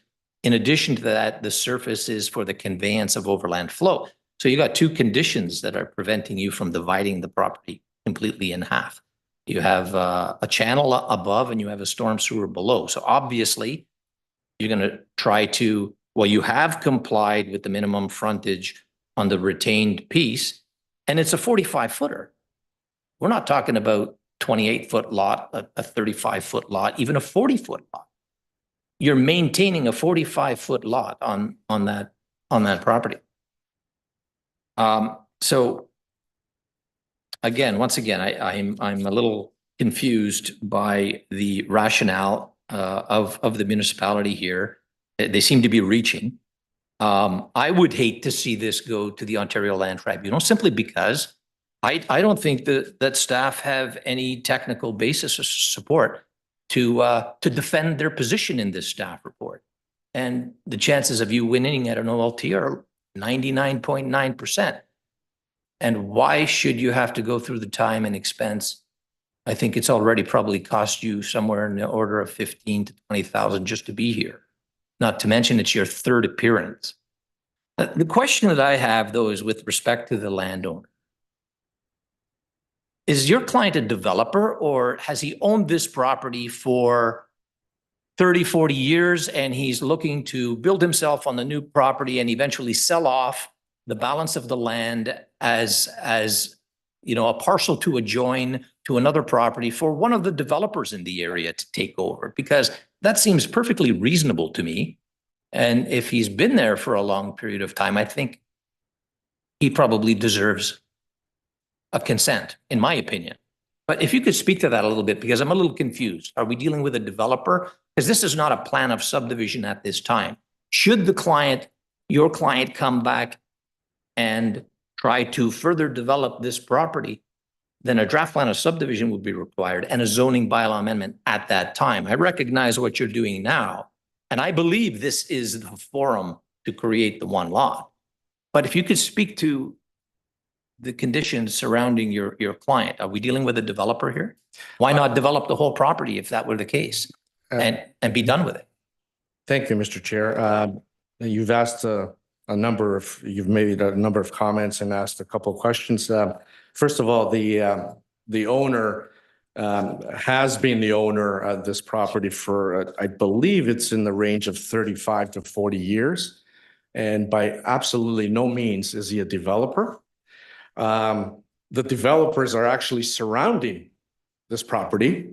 And one of them actually approached me to the east saying that they would like to eventually pick up the property, the blue portion that I showed you about, which is to develop it, as you referenced and as I mentioned earlier, through an eventual draft plan of subdivision and a zoning bylaw that will have the effect of further extending Wellsprings and helping to complete the community in this particular neighborhood.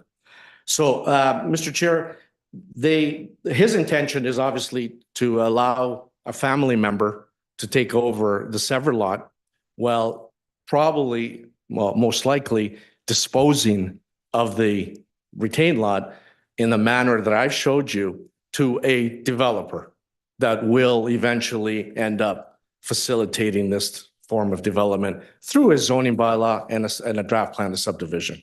And actually, they've actually approached me on 2 occasions to take this on, because my client will have no interest in doing so. That's not his gig. So that's what I can tell you about that at this time. Okay, understood. The other comment I make is just the fact that you did get some letters of support. So the community are behind this as well. Mr. Chair, I insisted. I know one of the members talked about going out to the community.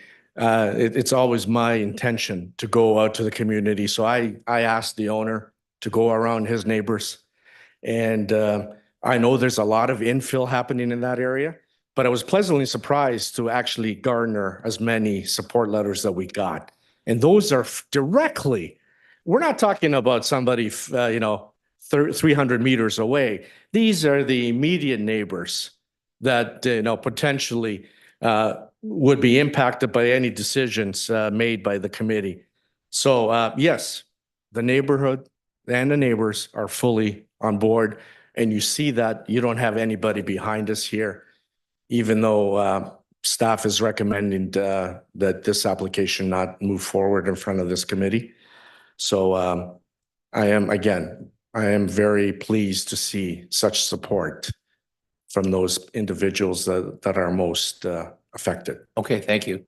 I've spoken enough. I'd like to hear from my committee members. Yes, Member Agassi, we can open up discussion. Through you, Mr. Chair. So I had some reservations in the past meetings, which led to the direction that I voted, but based on the new information that I've had, I've been appeased. Thank you for your information. Thank you. Any other comments? Yes. I just noticed when I did my site inspection that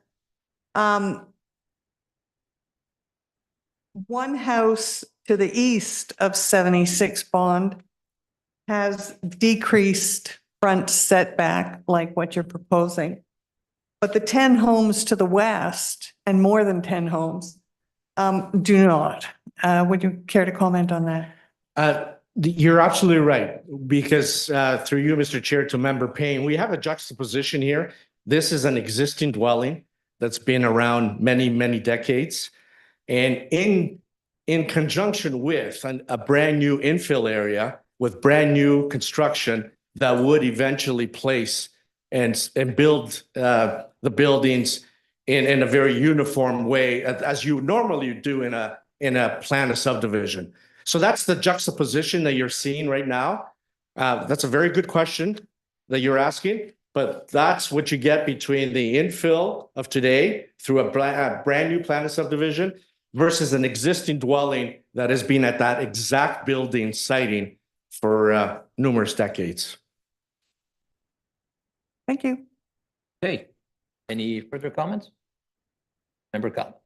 Thank you. Through you, Mr. Chair, the question is to the planning department and perhaps the author of the report. So it's clear that planning staff are of the opinion that this is not, they're not supporting the application. And perhaps my question is on page 7. The reason that you're asking for a zoning bylaw instead of a consent is that it requires a more comprehensive review. Can you please explain what that more comprehensive review would be?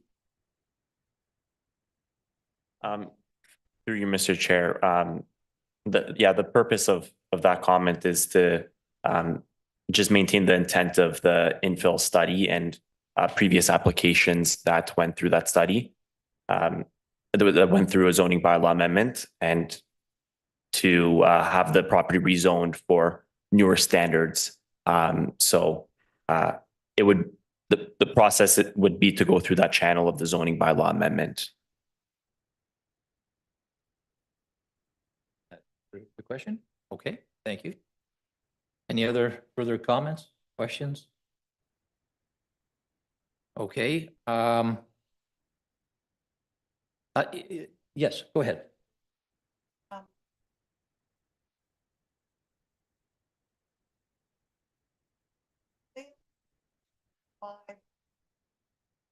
The for sale sign for 5 50-foot serviced lots that is just to the east of the building on the property.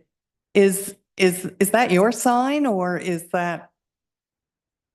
Through you, Mr. Chair, that is not my client's sign. His property only includes that existing dwelling. Okay. Thank you. Thanks. Okay, my final comment is that to me, it appears as though you have in fact done a comprehensive review of this area. You have identified a road in the back, continuation of well springs. You've matched the lot depth. You're dealing with the constraint of the easement to the west, storm sewer easement. And the purpose of the zoning bylaw amendment is to vet the property for these types of things. Are there any alternatives to servicing? In this case, no, there are not. Are there any alternatives to lot fabric? No, they're not. But you always go back to the point that this is not a plan of subdivision at this stage. You're just asking for one single consent. And I don't see a problem with that, quite frankly. So having said that, if there's no further comments, I would ask for a motion. Member Gossi?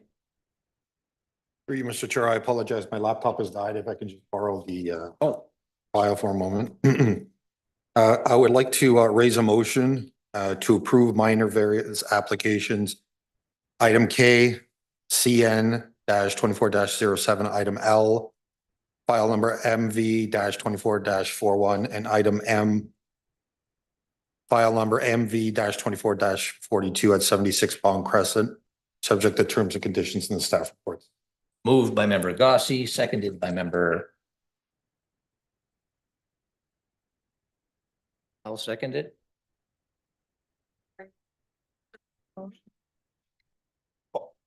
Yes, absolutely. The motion was to approve item K, L, and M at 76 Bond Crescent, subject to terms and conditions. So that's the motion moved by member Gossi. Do we have a seconder? No seconder. I would be in favor. Opposed? 2 opposed, 2 in favor. That is a denial, sir. Okay. Thank you.